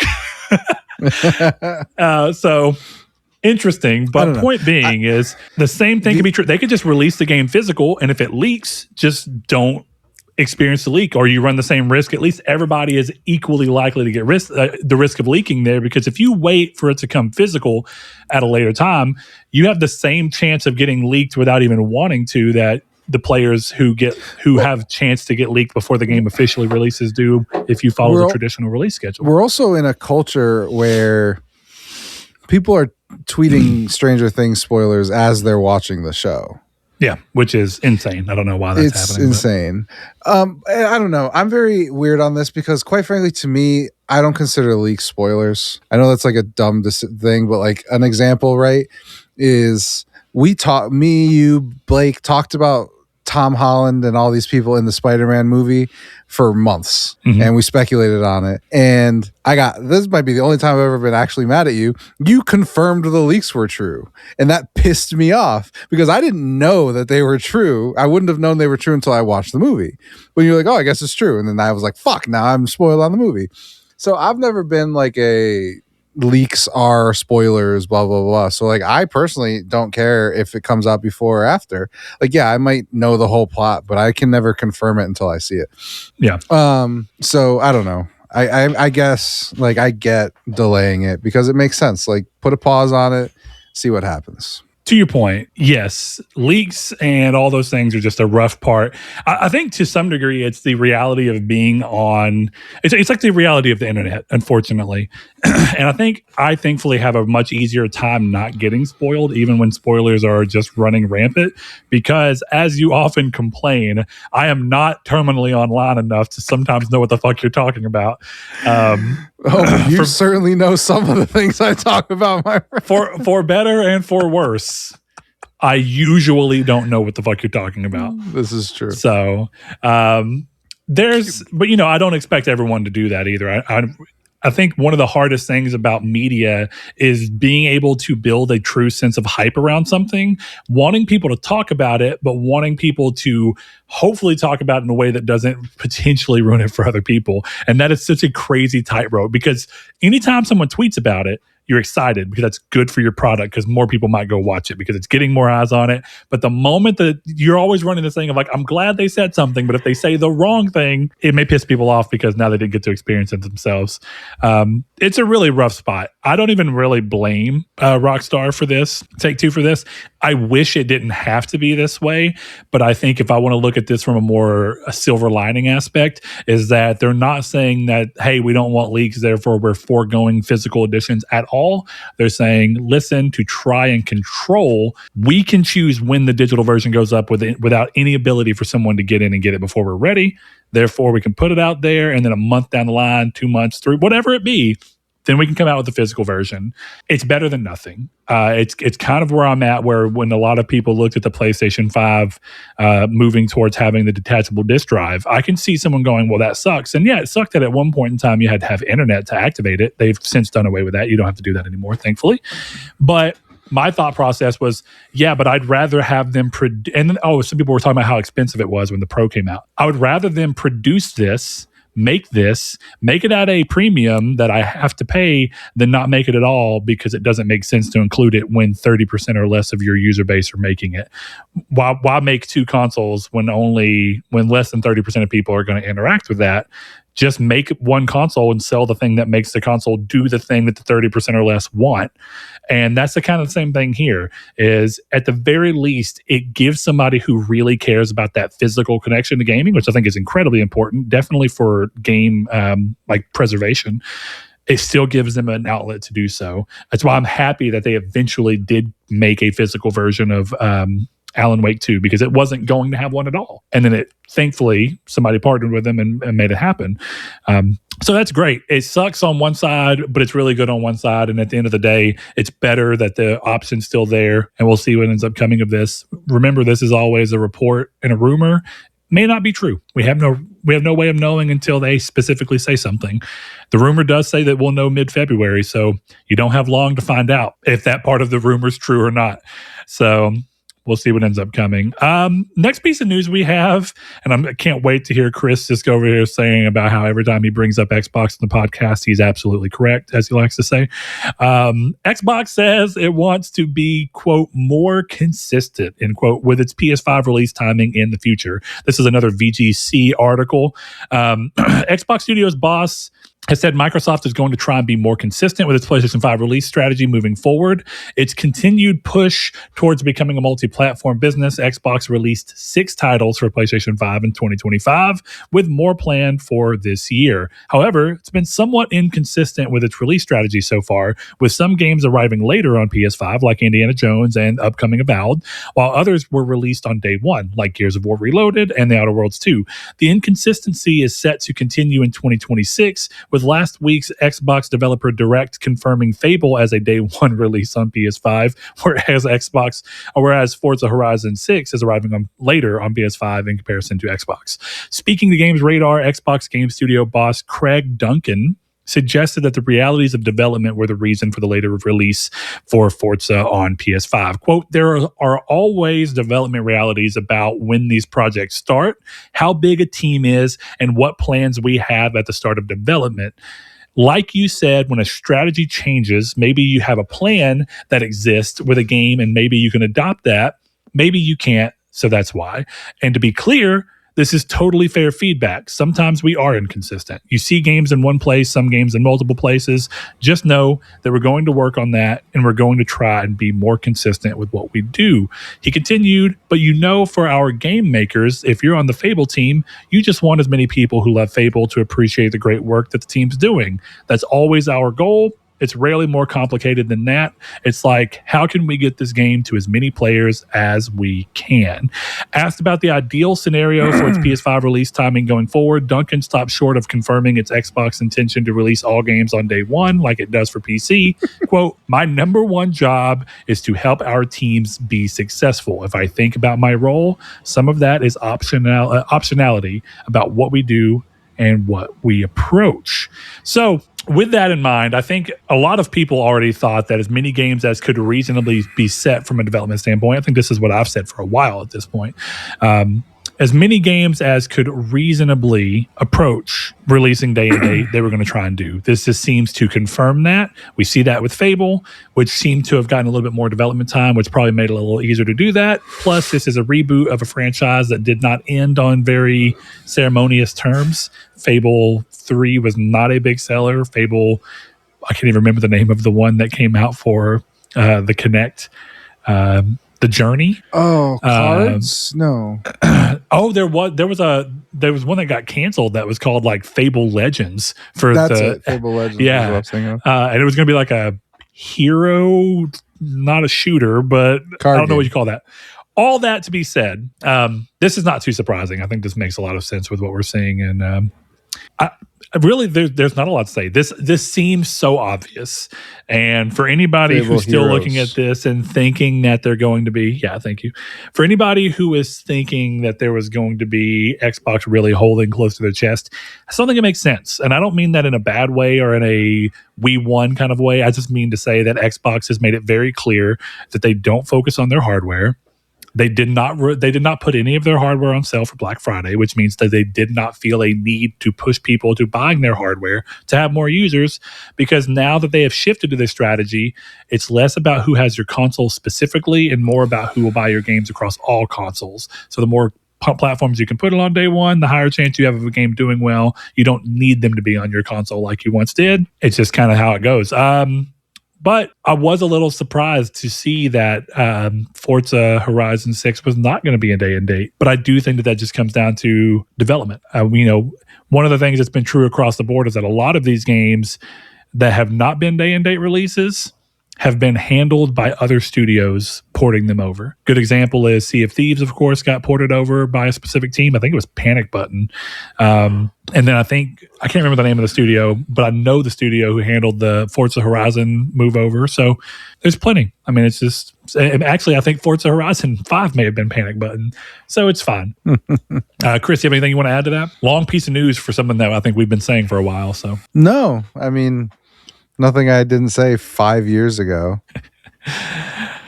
Oh, Chris, maybe you'll have more to say about this next one. And this one is, I don't want to say it came out of nowhere, because I kind of, as soon as it happened, I was like, of course this is the case.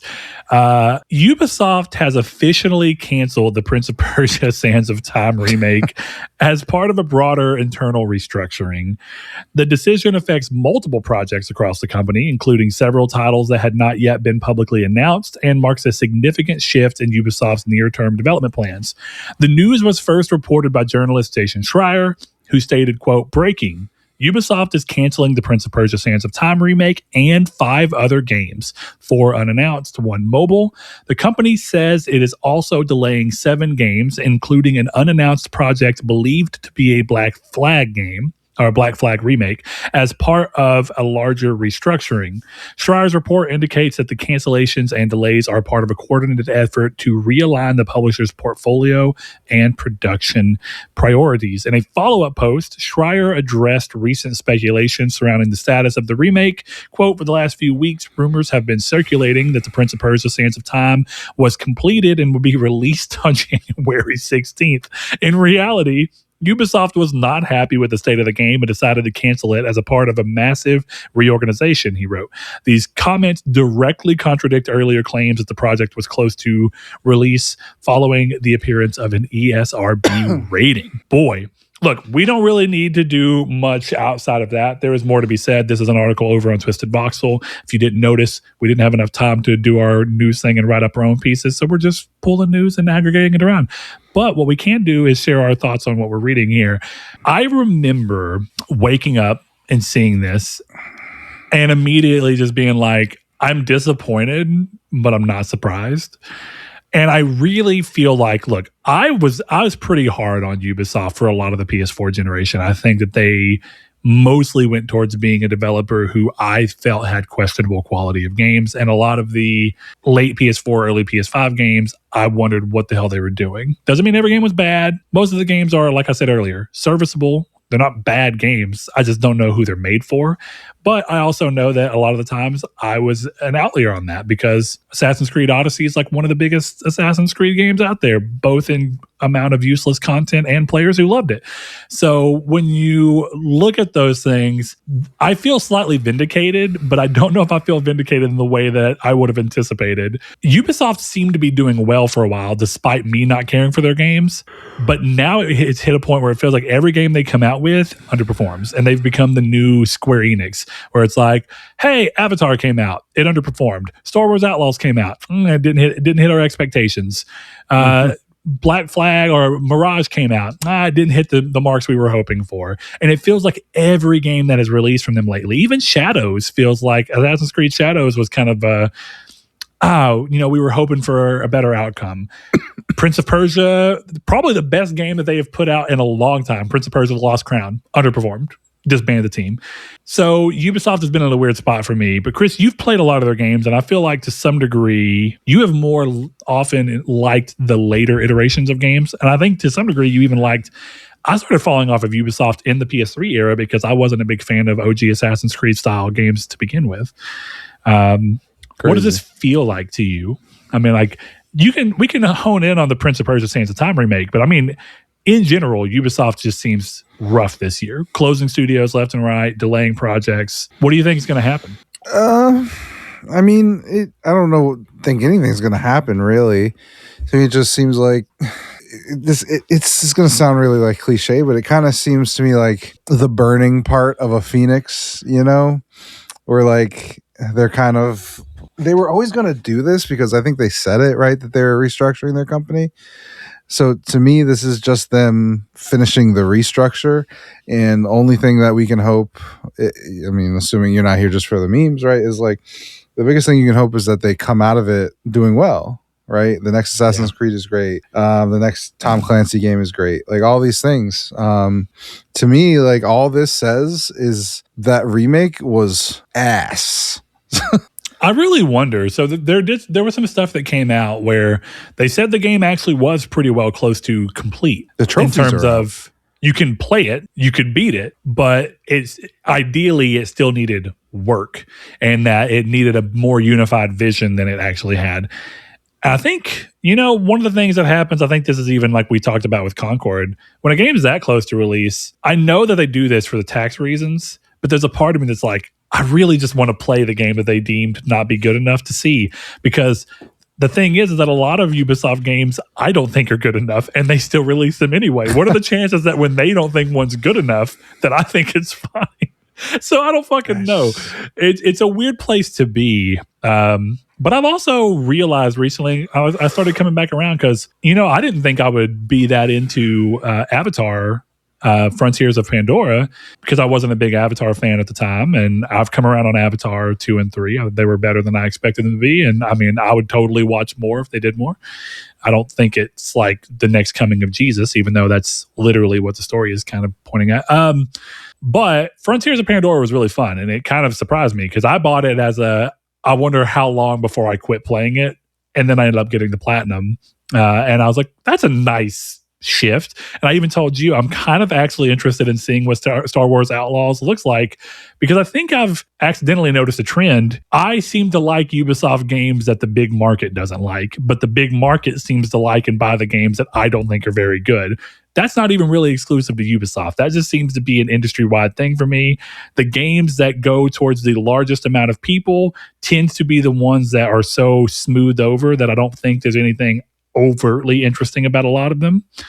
And so it ends up making me kind of be like, it's not a bad game. It's just I'm not drawn to it. So the thing that kind of struck me here as a weird thing is, what the fuck are they remaking Black Flag for? Are you muted, Chris?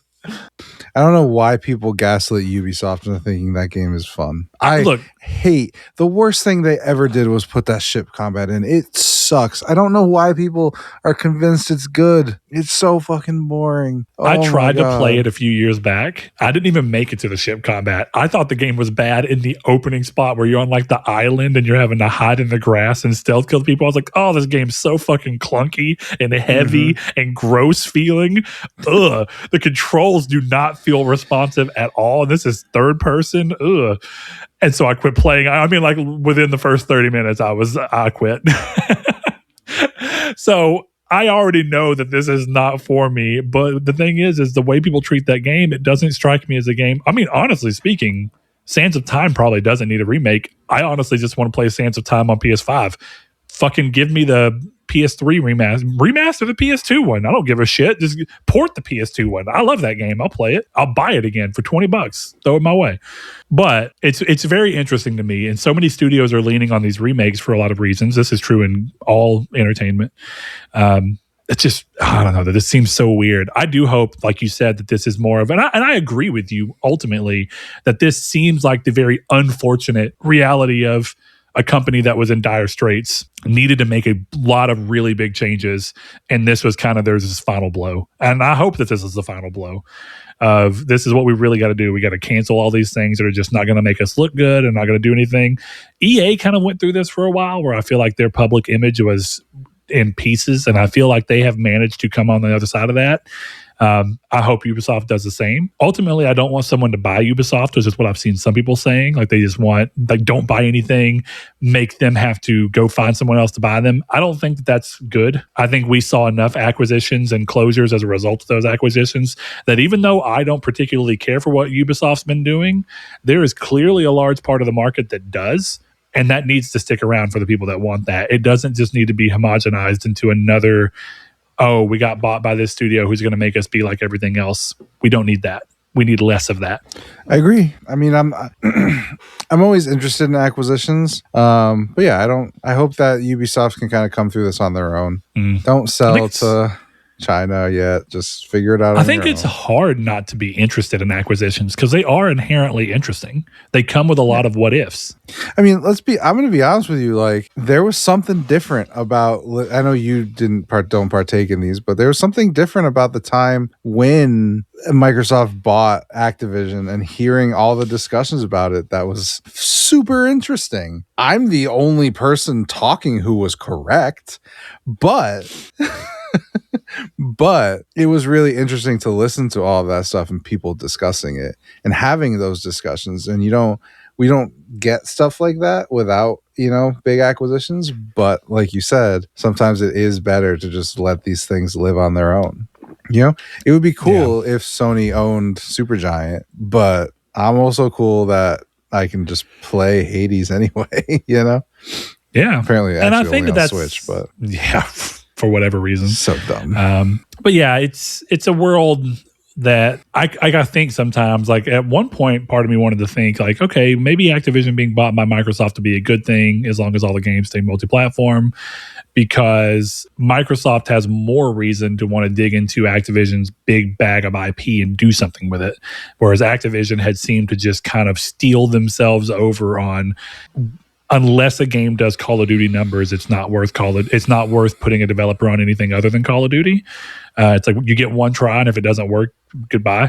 That's how it started to seem. It was like Crash Bandicoot 4, okay, sold well, cool. It didn't sell Call of Duty well.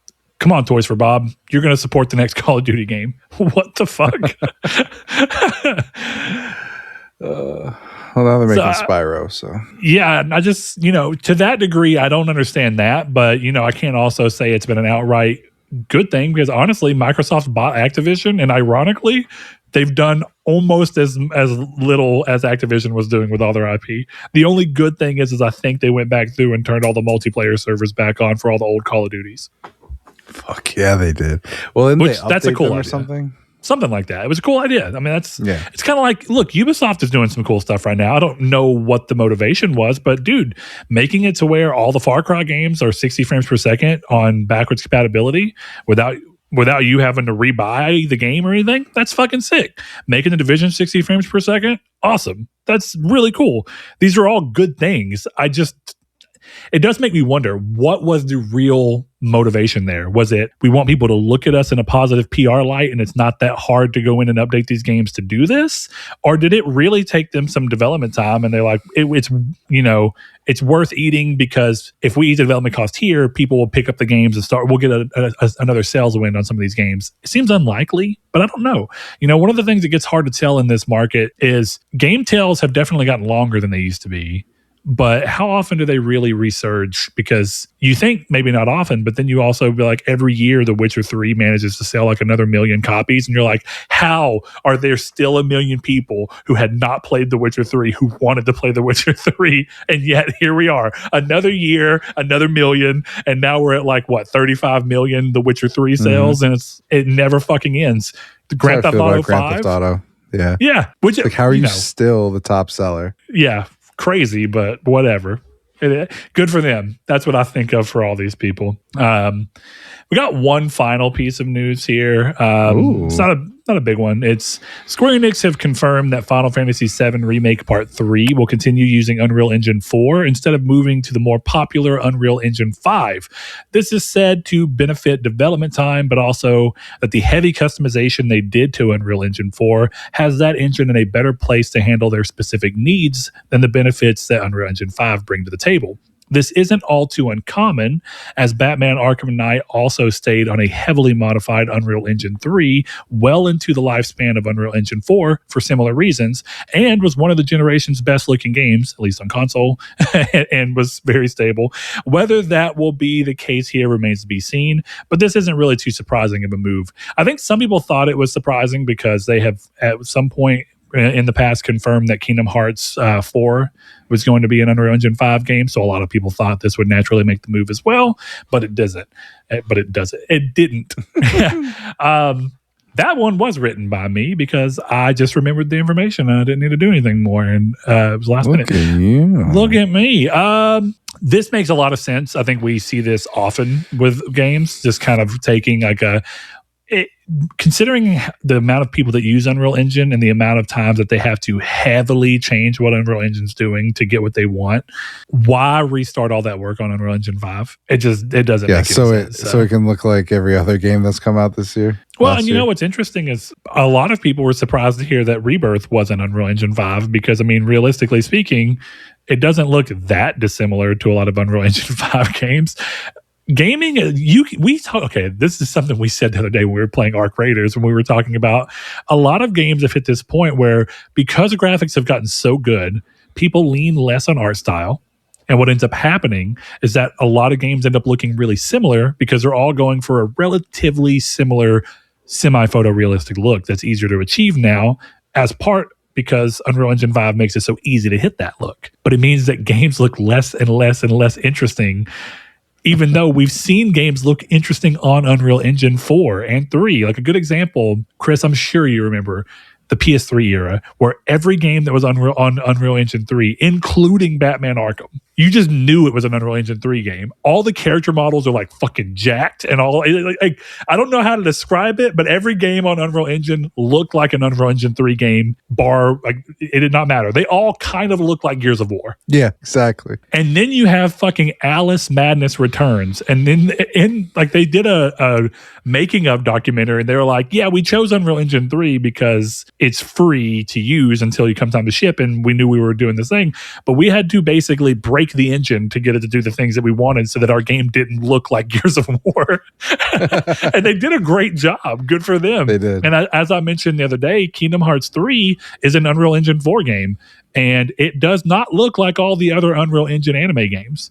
It looks very unique. It looks like Kingdom Hearts because they spent a lot of time making sure before they moved to Unreal Engine that they were going to be able to work this out, and they developed the Kingdom shader to make sure that the game looked like a Kingdom Hearts game. And that's awesome.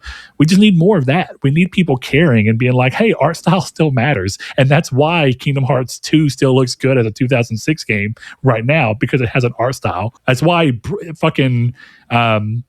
the Wind Waker, Zelda Wind Waker still looks fucking great. It has an art style. It does. Yeah. Borderlands will always look good. Yeah, Borderlands. Yeah.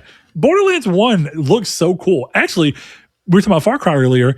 One of my favorite things about Far Cry, and it's actually gone on the PC version, I love that Far Cry 3 on 360 and PS3 had those thick, like black, almost cel-shaded outlines on everything. It looked fucking cool. But whenever they did the remaster for PS4, they toned those down because the PC version had them turned. Of course, I know it was to hide the fact that the game was kind of aliased, but it gave it a cool look. Did give it a cool look. I am looking at this Kingdom Hearts trailer. It does look like Kingdom Hearts. Oh, even the Kingdom Hearts 4 trailer, which I believe was actually made on Unreal Engine 4 before they announced they were moving to 5. But it does. Even that looks like Kingdom Hearts. But Kingdom Hearts 3 looks like Kingdom Hearts. I mean, it's very colorful. So they made sure, one of the cool things that Kingdom Hearts always managed to do was somehow make all these disparate cartoons look like they meshed together. Yeah, they do that well. I haven't even played it all that much, but they do it well. Yeah. So you're right. They Kingdom have Hearts some 3 help. does look right. Yeah. Oh, I didn't know he was in this game. There you go. Look at that. Go to Ricky.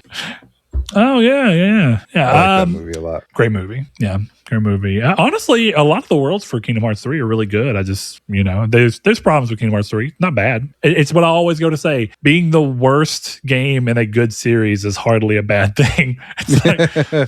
It's like Metal Gear Solid, the entire series rips. There has to be a worse Metal Gear Solid. Like there has to be one that you look at and go, yeah, this one's the least good. Which one is that? Ooh, you ready for it? Yeah, there's an answer. Metal Gear Solid 5. That's the right answer and also the most boring one you could have given me because I wasn't even including it in my head. That's worse. That actually proves my point. Worse. No, you're right. You're right. But I wanted you to say something like, oh, fucking Metal Gear Solid 3. Be like, go fuck yourself, dude. That's interesting because actually, what's the second worst? I actually want to play through them again. I told you that's something I want to do this year because it's been so long since I've played them that I want to recheck my own thoughts because I love Metal Gear Solid 3, by the way. This is not a hate. I think Metal Gear Solid 3 is my least favorite Metal Gear Solid mainline entry. And it's so good that seems crazy, but I think 2 is better. 2 is better. And I think 1 is... The problem with 1 is I played 1 when it was fresh. So it's so hard to separate the nostalgia. But playing it again as an adult, I'm going to be curious to see if 1 or 3 hits the bottom of the food chain for me. It's completely opposite like development cycles for the games, but I can't see a world where you put Metal Gear Solid 1 over Metal Gear Solid Delta. Yeah, I do need to consider Delta in this. I don't know how Delta changes the way I'd feel about the core content of Metal Gear Solid 3. You know what I mean? Yeah, what a game. Oh, what a game. Can't wait to play it. I actually was debating, do I want to play 2 and 3 in their HD collection version where I can play them as they were originally done and then play Delta? Or do I want to play 1, 2, Delta, 4? That's what I did. That's what you should do. 1, 2, Delta, 4. You can get even crazier, Chris. You can download a GameCube emulator, Dolphin, and you can play Metal Gear Solid Twin Snakes, which is a full-on, high-quality 3D remake of Metal Gear Solid 1 for GameCube. No, I'll play the good version of Metal Gear Solid 1. Thank you. Dude, first of all, Twin Snakes rips. It's a really good game. I just usually don't include it because the GameCube was like the worst. Not power-wise. It was just the least memorable console of its generation, if we're being honest. Obviously, I didn't play it, Twin Snakes, anyway, but like everything I've seen of it, I'm like, yeah, Metal Gear Solid 1's better.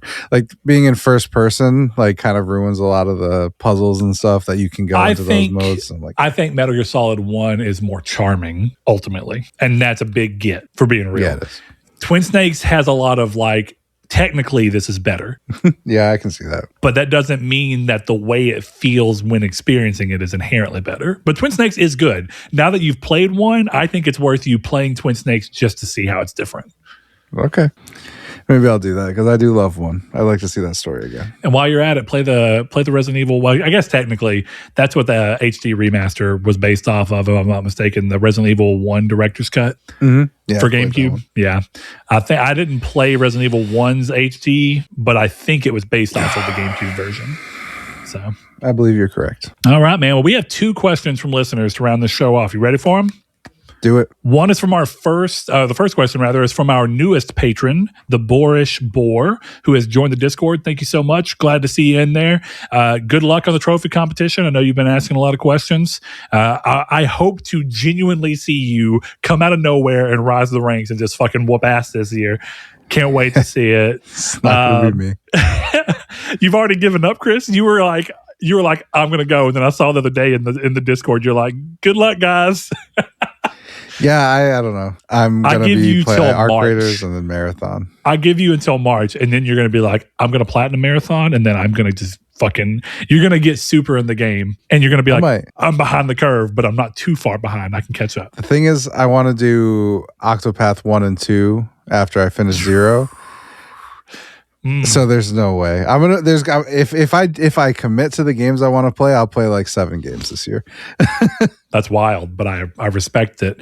His question, Chris, is with Dragon Quest VII Reimagined releasing soon, which game series do you prefer? Dragon Quest or Final Fantasy? Now, Chris, you've really caught up quite a bit in recent time on the Final Fantasy side of things. So I have a stronger understanding of where you come from on that side.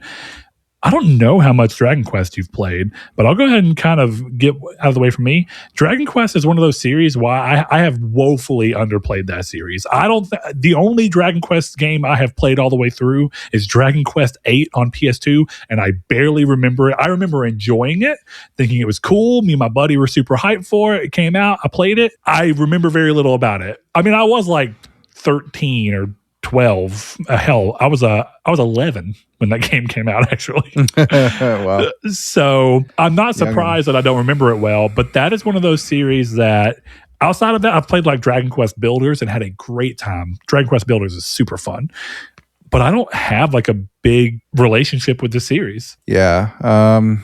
It's weird because I've played Dragon Quest VII, I didn't finish it or anything, but I played it on my Steam Deck. I liked it. I don't know. I like 11. So it's weird because every time I play Dragon Quest 11, I'm like, this is awesome. And then I turn it off and never turn it back on again.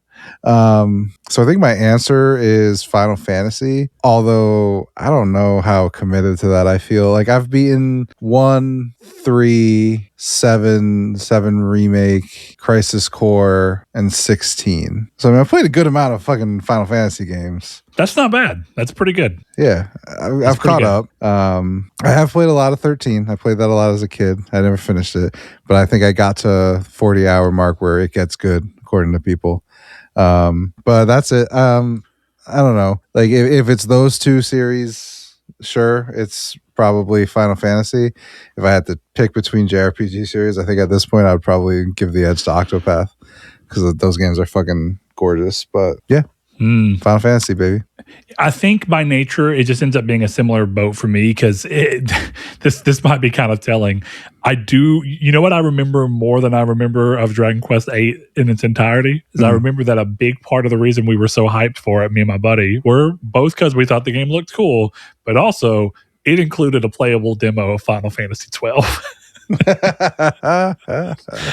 And we were fucking stoked for Final Fantasy 12 because at that point in time, that was around when I had first beat Final Fantasy 10. So 10 came out in like 01, but I never beat it until 2004. Then 8 came out, and I was so hyped on Final Fantasy 10. And by that point, I was playing Final Fantasy 11 online with my buddy on PS2. So that was like, this is fucking sick. This is so, it's very different, but I was all in on the Final Fantasy hype. So I think my answer has to be Final Fantasy, but I am aware of and want to try and fix the fact that I need to play more of the Dragon Quest games. Maybe I need to start with Dragon Quest 11 because I know that that's like a really highly sought after, like people are like, this is the game. And it's been released so many times in so many ways that you can play it almost anywhere, it feels like. Yeah. I would like to play 7 Remake. So maybe that'll be one I add to the list. It'll just be a year of JRPGs for me. And yeah. aggressive American shooters. But other than that, yeah, I think honestly I might end up picking up Dragon Quest 7 and seeing it. I want to say it was Dragon Quest 11 on 3DS that would let you play the game. This is one of the coolest things, and I might be wrong on it being 11. But the game, it is 11. Yeah, Dragon Quest 11. It lets you play the game where the top screen is the overworld, and they like remade the game to work on the 3DS. So it's the same game, but all the models are changed out so that they'll run well on a 3DS. They don't look anything like the PS4 models. Yeah. So they're a little bit more chibi. Everything's pulled down, but it's otherwise the same game. But here's the crazy part. While you're playing the game, on the bottom screen, it has a classic Dragon Quest game playing in tandem of seeing the top-down sprite style art, and you're moving, instead of like in the big part, you're moving across the overworld in a like open world sense. In the bottom, it looks like a classic JRPG, like a open or map, like the overworld. Cool. That's such a fucking cool idea. And I did just recently buy the AYN Thor to do 3DS emulation because it's about the same price as finding a good shape 3DS at this point, and you can pretty much emulate everything 3D, and it has a screen on the bottom and the center so you can play 3DS games feeling like a 3DS. I think I may fucking try playing Dragon Quest 11 there because that's super cool. That is one of the most unique, though if I'm being real, it is ultimately pointless, but how cool is it to be able to look down and be like, here's the battle in 3D, here's the battle in sprite based. This is cool. Honestly, one of the new Pokemon games should attempt this, but I guess they don't have two screens anymore. They dropped how cool the 3DS was for something that just lets you plug it into the TV. I could do that with my PSP 1000. Fucking nerd. Step your game up, Nintendo. Technically, if you really want to get there, you could buy an adapter for GameCube that let you plug your Game Boy Advance cartridges into the GameCube and play them on a controller. So this isn't new. Anyway, I just think, look, I prefer the Vita to the 3DS ultimately because of my proclivities, but dual screen gaming is super fucking cool when used correctly. And I've always wished, when they were talking about, you'll get a screen on your controller for the PS5, but that didn't happen. Sadly. Well, look, for all the bad parts of the Wii U, you know how fucking cool it was to play Wind Waker and not have to have all my inventory and shit on the main screen cluttering my UI, like the UI wasn't cluttering the screen?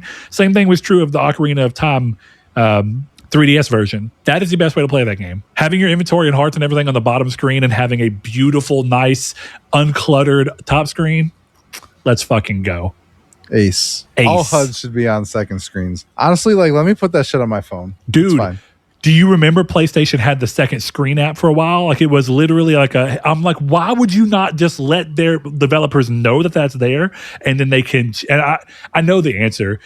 Games already take 8 fucking years to make and a ton of resources. You don't want to throw it for the 500 people that want to play with something on their second screen. But do you know how fucking cool it would be to be able to go into my Arc Raiders menu on my screen on my phone and just tap and drag stuff around where I want it? That'd be so cool. That would be nice.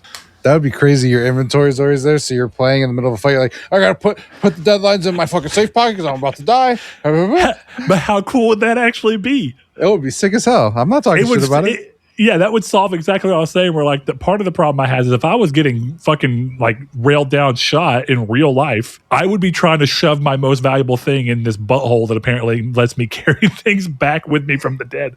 So this is the life we live in. But to answer the question, Final Fantasy, but that is with the fact that I am woefully ignorant on Dragon Quest and I need to make myself more aware of it.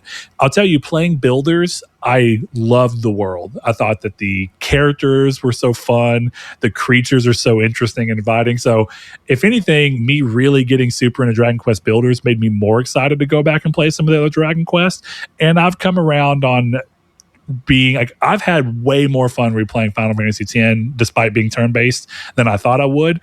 And I think that's because trying Persona 5 despite my issues with it, and then Expedition 33, Final Fantasy X, I think I'm just reintroducing myself to it in a way that was digestible enough to where now I go, I do like this type of gaming. I just need to know when I'm going into it that I want to do this. So I'm more excited for turn-based games than I was as an adult for the longest, which is a nice thing to have. Yes, so we'll see. My friend. We'll see what comes of it.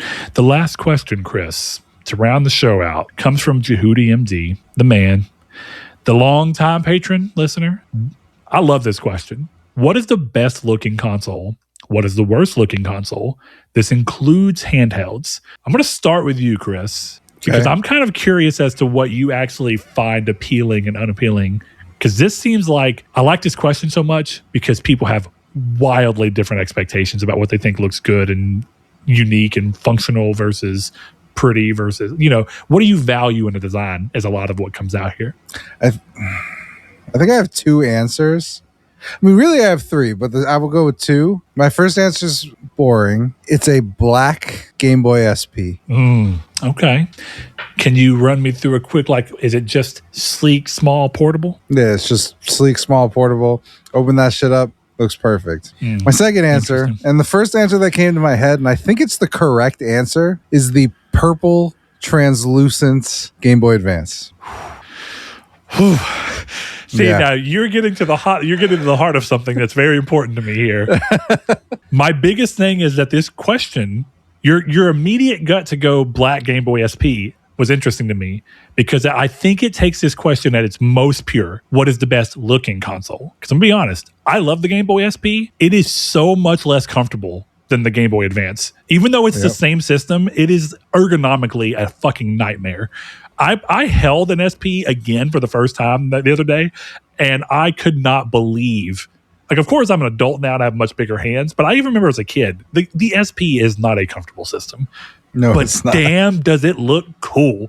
I remember being starstruck when they first showed the SP. But as I got a little bit older and I started looking back at my old transparent purple Game Boy Advance, I remember being like, why is this thing so fucking sleek? Why is it? First of all, it's comfortable. I know that doesn't actually matter to what we're talking about, but it helps that it's comfortable. Dude, that kind of what do they call that? Candy bar style handheld? I think so. Yeah.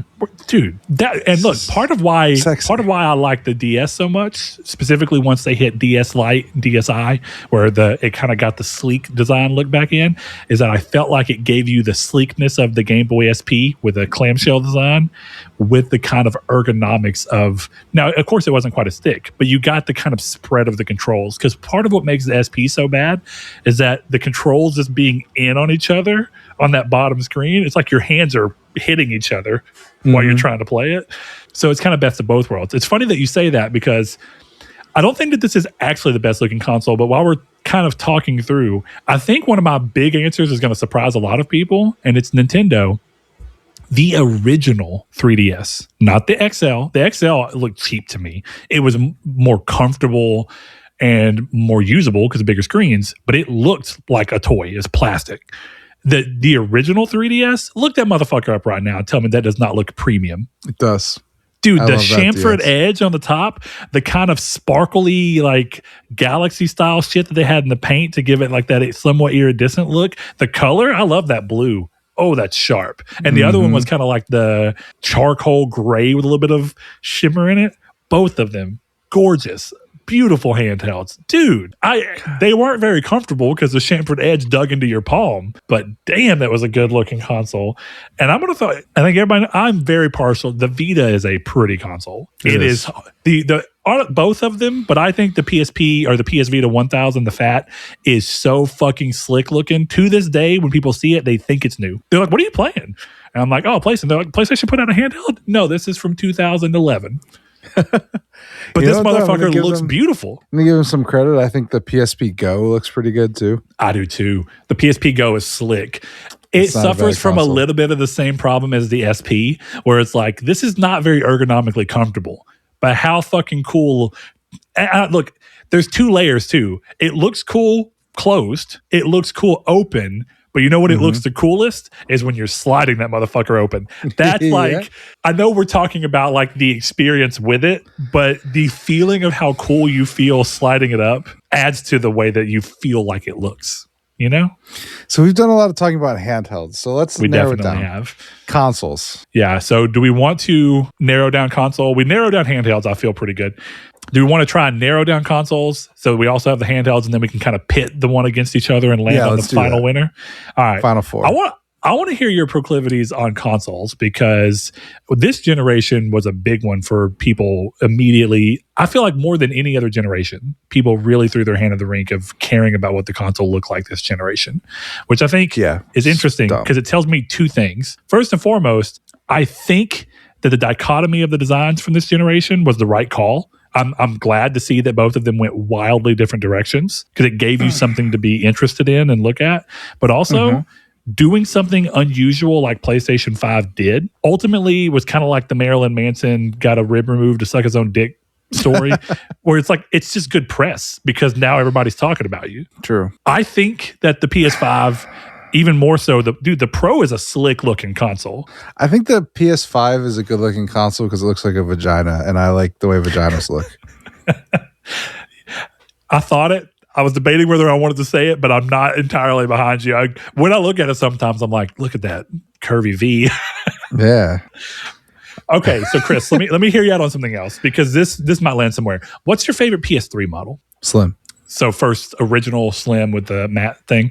Mm-hmm. I think that you'll learn, as you probably realized from me talking about original Vita, original 3DS, the original PlayStation 3 looks like something that you would expect to see at rich people's houses.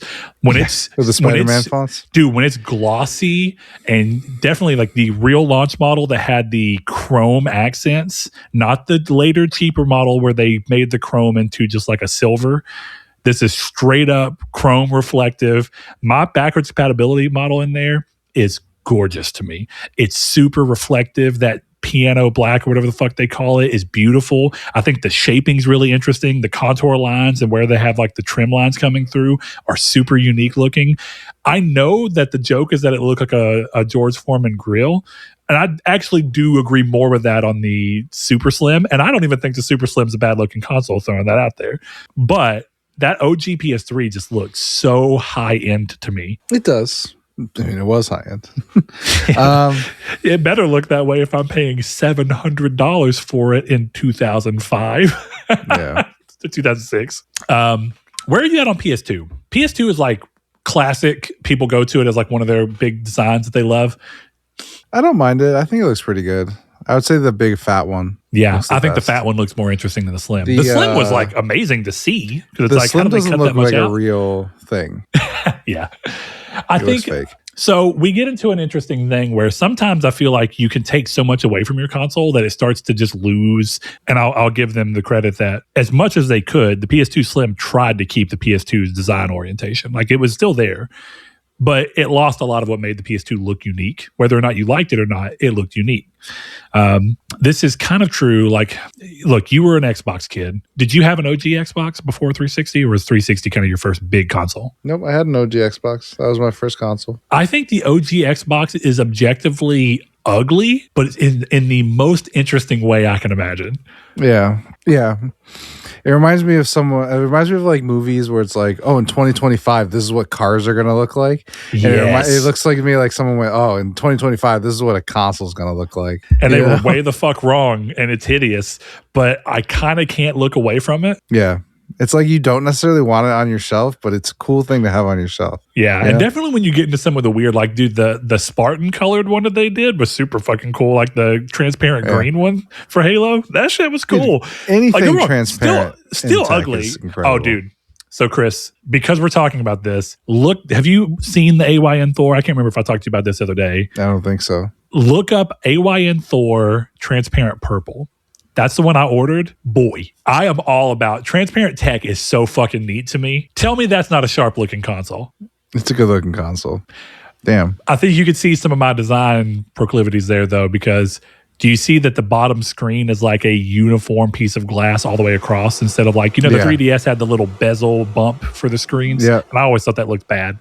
But that it being all the way across where like the screen melts into the body, that's cool. Dude, now you're making me want to buy one of these things. Dude, it can emulate Vita, it can emulate 3DS, it can emulate Switch. As long as you buy the Pro or Max model, you can do Switch. Not everything, but more than you'd expect.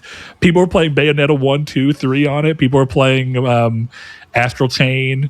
People are playing Tears of the Kingdom, Breath of the Wild. I mean, a lot of the games that you'd want to go toward are somebody was playing Super Mario Odyssey. It looked great. Ran well. Fuck yeah.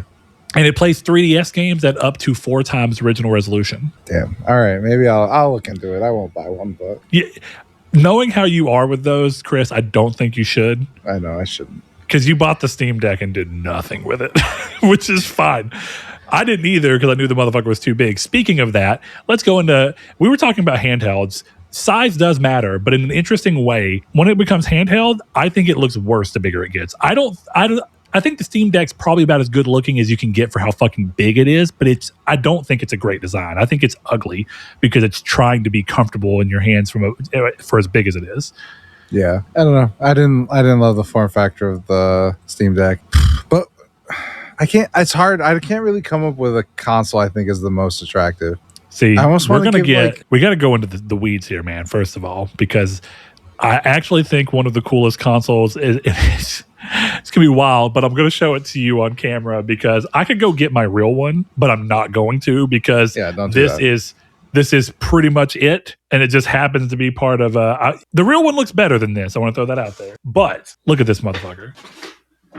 That is good looking. Nice little Dreamcast. So my point being, I don't know if I want to be ballsy enough to say that the Dreamcast is one of the best looking consoles of all time. But when there was more competition in the space, consoles were more interesting at the very least.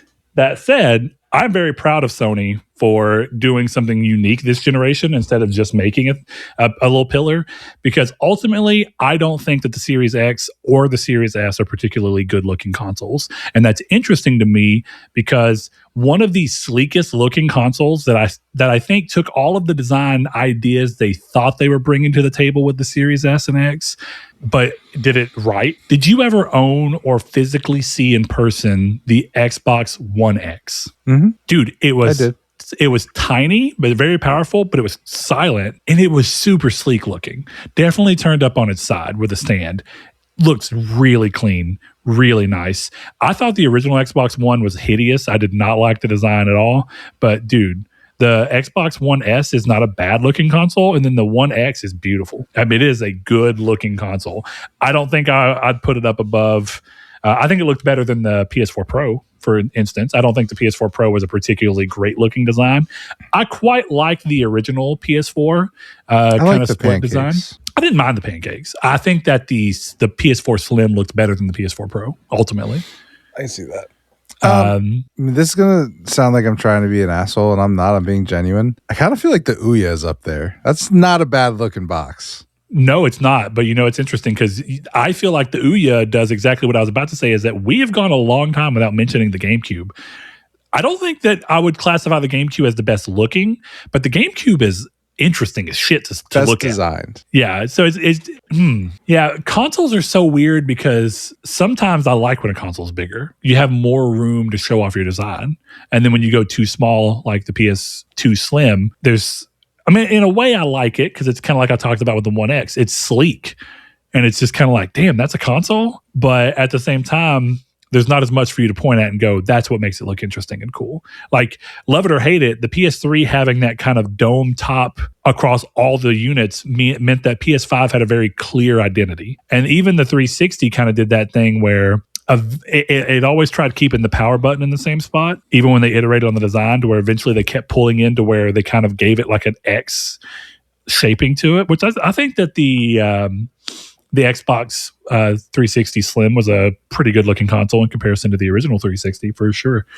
GameCube is really interesting. I think the Wii is one of the worst looking. We haven't even gotten to the worst looking yet. The Wii is so nothing, but maybe worse, the Wii U is so nothing.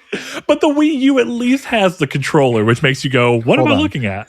The Wii U, in like the final year of its life, put out that red one, and that looks good.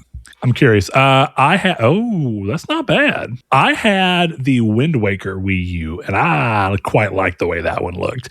But here's the thing. It was all the custom stuff. It was just a black Wii, my guy, or Wii U. But the controller had all the cool shit on it because, let's be real, the Wii U as a console, all of its design effort went into focusing on that little handheld controller. And I'll tell you, dude, I liked having a screen in the middle of the controller. This shit was cool. Drained the battery like hell, but it's a neat idea. It was a neat idea. And I did think it looked sharp, but it was a little too rounded. It looked too much like the THQ. What was that? U-Draw? U-Draw, yeah. Yeah, it looked a little too much like that. I think if you could have made that same thing. Yeah, I think if you could have given me a similar like layout, but with like a sharper design, which probably wasn't what Nintendo was going to do back then. I think that the Switch 2 looks a lot better than the Switch. A lot better. Kind of surprisingly. Though, the problem with it is it's just so big that when the design just becomes a gigantic screen with two paddles on the side, there's not a lot to write home about. It's kind of what I was talking about with the Steam Deck. It's like, okay, you just need something to support this giant screen, but it's not as interesting looking. All right, I'm gonna go on a limb here. I'm really trying to think through nailing down. And interestingly enough, on the console side, it seems I don't think that this is recency bias. I feel like it's either on the actual big console side between the both of us. I feel like we could agree on PS5 Pro or GameCube as one of those being the top. I have a strong push for OG PS3, but I know why I like it, and I don't expect everyone to like it for the same reasons that I do. So I'm willing to cede that ground. I'm going to be honest. I think my answer is the PS1. Like, I'm looking at one right now. Like this. When you say PS1, it's just important to note. Do you mean original PlayStation or the PS1 ONE that they came out with that was smaller and rounded? The original PlayStation, the square one. Yeah, that's a cool looking circles. Console. Yeah. I mean, for me, like, I want it to be kind of innocuous. That's why, to me, like, Series X is a great looking console. The Ouya is a great looking console because it's just the Ouya was sleek for sure. It was very small and like you said, it was innocuous. It's probably the best compliment you can give the Ouya. I want my console like men wanted women in the 50s, seen but not heard, and. So I kind of want like the Series X or like a boxy, like it's there. And if it's gonna be like a thing, it's got to look good. I need my trophy console, and I think the trophy console's got to be. I think PS5 Pro is a good looking console in that way. It's like a showpiece. It's like having an ugly vase that ties the room together, but it draws your eye to it. It makes you go, oh, yeah. Is that a pussy? No, it's a game console. No. The part of me does wonder what life would have been like. Like, did you see people that were like, I would have preferred you to have put out, you remember the development units that had like the V that people were like, it's a pizza warmer. Yeah. Ironically, I also think that would have drawn your eye, but for different reasons. I think the PS5 Pro draws your eye and it asks you to question whether or not you think it actually looks good or not. I think my eye would be drawn to the PS5 dev kit because I'd be like, what the fuck am I looking at? This is hideous. Yeah. Like, why is this like this? Actually, it's exactly my response to the PS5 dev kit is exactly how I feel about the OG Xbox. I look at both of them and go, why are you so ugly? And yet I can't look away. So, Chris, what I kind of am noticing, as weird as this is, I think that clearly we both have the view that handhelds do a better job of making themselves look good. And I think it's because you were always looking at it, because you are instinctively playing it. A console can never has to be seen. You're interacting with the TV. But when the screen is slapped on the thing you're playing it on, you want that to look cool. Exactly. Because you got to be out on the train or at, what is it, a rooftop barbecue with your friends playing Switch, It's got to look good. And we didn't even mention Switch, good looking console on both ways, because that is very much a seen but not heard console. When you have it actually attached to the TV, it's just zoop. It's just there. I think the Switch 2 does what the Switch design was clearly aiming for so much better. So if I'm going to give it, I'm going to give it the Switch 2. I think Switch 1's biggest problem is that it looked a little cheap. And it looked like it was going to be flimsy. And then the moment you put it in your hand, you could get it, like, if you barely even tried to like grip it, you could feel it creak and wobble. It's like, Mm-hmm. And I have not had that with the Switch 2 at all. The Switch 2, in a weird way, it strips out some of the more unique design aspects of the Switch, but it does, in a way, make me like it more because of what you're saying you don't really notice it. But then even whenever you are holding it, it's a little sleeker. It doesn't like blow me away. I don't look at it and go, oh, this looks really fancy, like I did with the OG 3DS. Or even like a DSi. The DSi was really cool looking. Like you held it like, damn, this is really sharp looking for Nintendo, considering how fucking. Did you ever see the original DS? The one that had Yeah. like the fucking army. I don't know what the fuck you call it. It was a weird shape. I like that DS a lot. I like it for the same reason I talk about with the Xbox. I look at it and I go, God, you're so ugly. Dude, I mean, the DSi, great looking console. DSi is sleek. That's a good looking console. It is. So look, I feel pretty confident in saying that PS5 is probably, I think we can agree on, as weird as it is, PS5 Pro being the best looking console if we have to go there. But I think we're both kind of going to the fact that when we go to, if we're including consoles and handhelds together, it's clearly handhelds are just better than consoles at looking interesting. Yeah, and I feel like we're putting PS5 up against what? Translucent Game Boy Advance, because that's the winner. Oh, it has to be the translucent Game Boy Advance. It's either translucent Game Boy Advance or PS Vita 1000. Those are my two. I think that those both look incredibly cool, and in a way, I think they both look timeless. As weird as that is to say, I still, dude. My buddy pulled out his transparent purple because he bought recently a.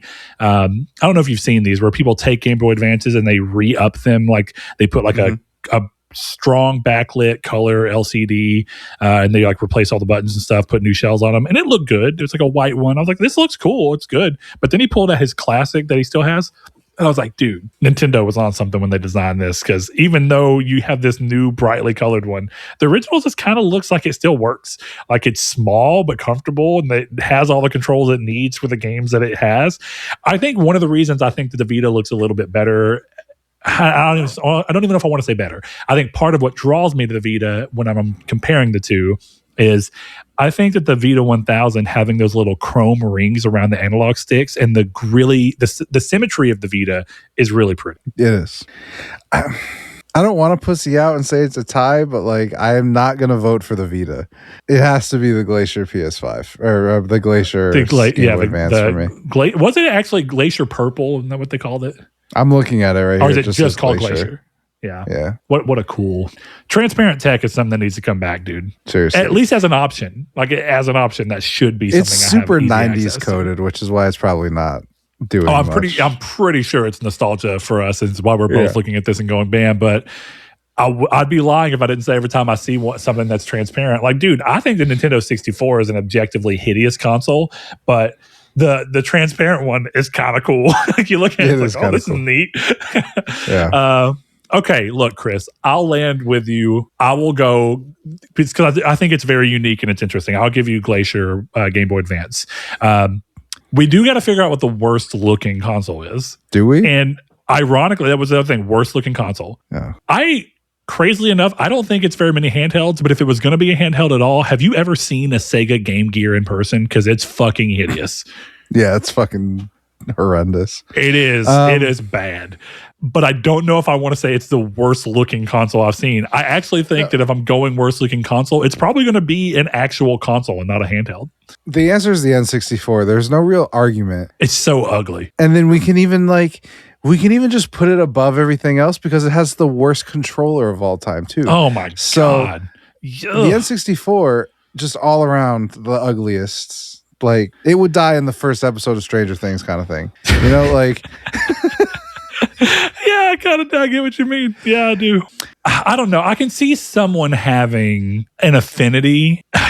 Here's the real thing. The N64 is the console. If we want to get into it, here's the thing. If you get into the crazy weeds of back when like Magnavox and Atari were making consoles, there's some pretty fucking gross looking, like really bad. Like which I'm trying to think of which fucking Atari that it is that has like the red square on it. I don't think it's a particularly good looking console at all.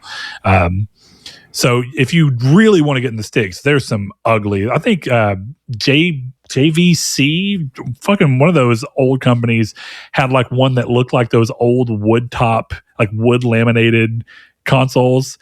Hideous. Ugh. And it had like a fucking telephone pad on it. Dude, like there's some crazy looking shit when they were trying to make consoles work in general. But I think once we got to a point where you're really looking at consoles and I think they hit a real design element, I think 64 is among the worst. Yeah, I think, you know, if I'm looking at it from the sense of like Sega Saturn, someone who was trying, but it's not awful. I don't know. The N64 to me is the console where, like, if you were trying to talk to the PS5 in the club, the N64 would be the one, like, she doesn't want your number. And, like, that's how I know it's the worst console. Yeah. There's so many that I know this is clearly showing the fact that we're not old enough in gamers to be like looking and thinking about like the 3DO and stuff like that. But I feel pretty confident in the Virtual Boy and saying the Virtual Boy is pretty bad too. But it's technically not a console. I don't know. I guess it is. It's just so weird. It's kind of like PSVR 1. It's literally called Virtual Boy console. But what do you actually qualify it as? Because you, yeah, I don't know. It is standalone. It's a handheld. What's worse is it's not even that, because you know one of the worst things about the fucking Virtual Boy is that it's on like a tripod. So when you're playing it, you have to just like hover your eyes. Ugh, that's terrible. Have you ever actually played one? It gave me a headache the one time I did it, because I will say it's surprisingly high resolution because it's only using red. So it's clean, but it is fucking crazy looking because it's just red on black, and it is, I don't know. It's a weird one. I appreciate the balls to do something like that. And if you actually look into why it got made, it was apparently the dying like project of the dude who was the guy who pulled the Game Boy out of his ass and found a way to use super cheap old technology to make hundreds of millions of sales. So I'll give him his credit, and I think he's an interesting guy. Nintendo's got a lot of really interesting engineering things when you go into how they figure these things out, but I think we've landed on the 64 being pretty bad, and I think that's true. The 64 is pretty bad because like the Famicon's cool, like right, like the SNES is cool. It's got like this cool retro vibe to it. And even the NES kind of having the little, you dock the cartridge. You know, part of what I think makes the older console so ugly and the 64 bad too? Cartridges sticking out of the top is just not pretty. Oh, that's the only thing I like about it. See, nostalgic. I think that one of the things I think is so cool about the NES is that like you slid the cartridge in and then you like lowered the flip. And so it looked sleek. It was like, oh, you don't even know exactly what it is. Like if you don't know, there's nothing giving it away. But you look at the 64 which is and you're the like, 200 games am I playing? Here's the thing.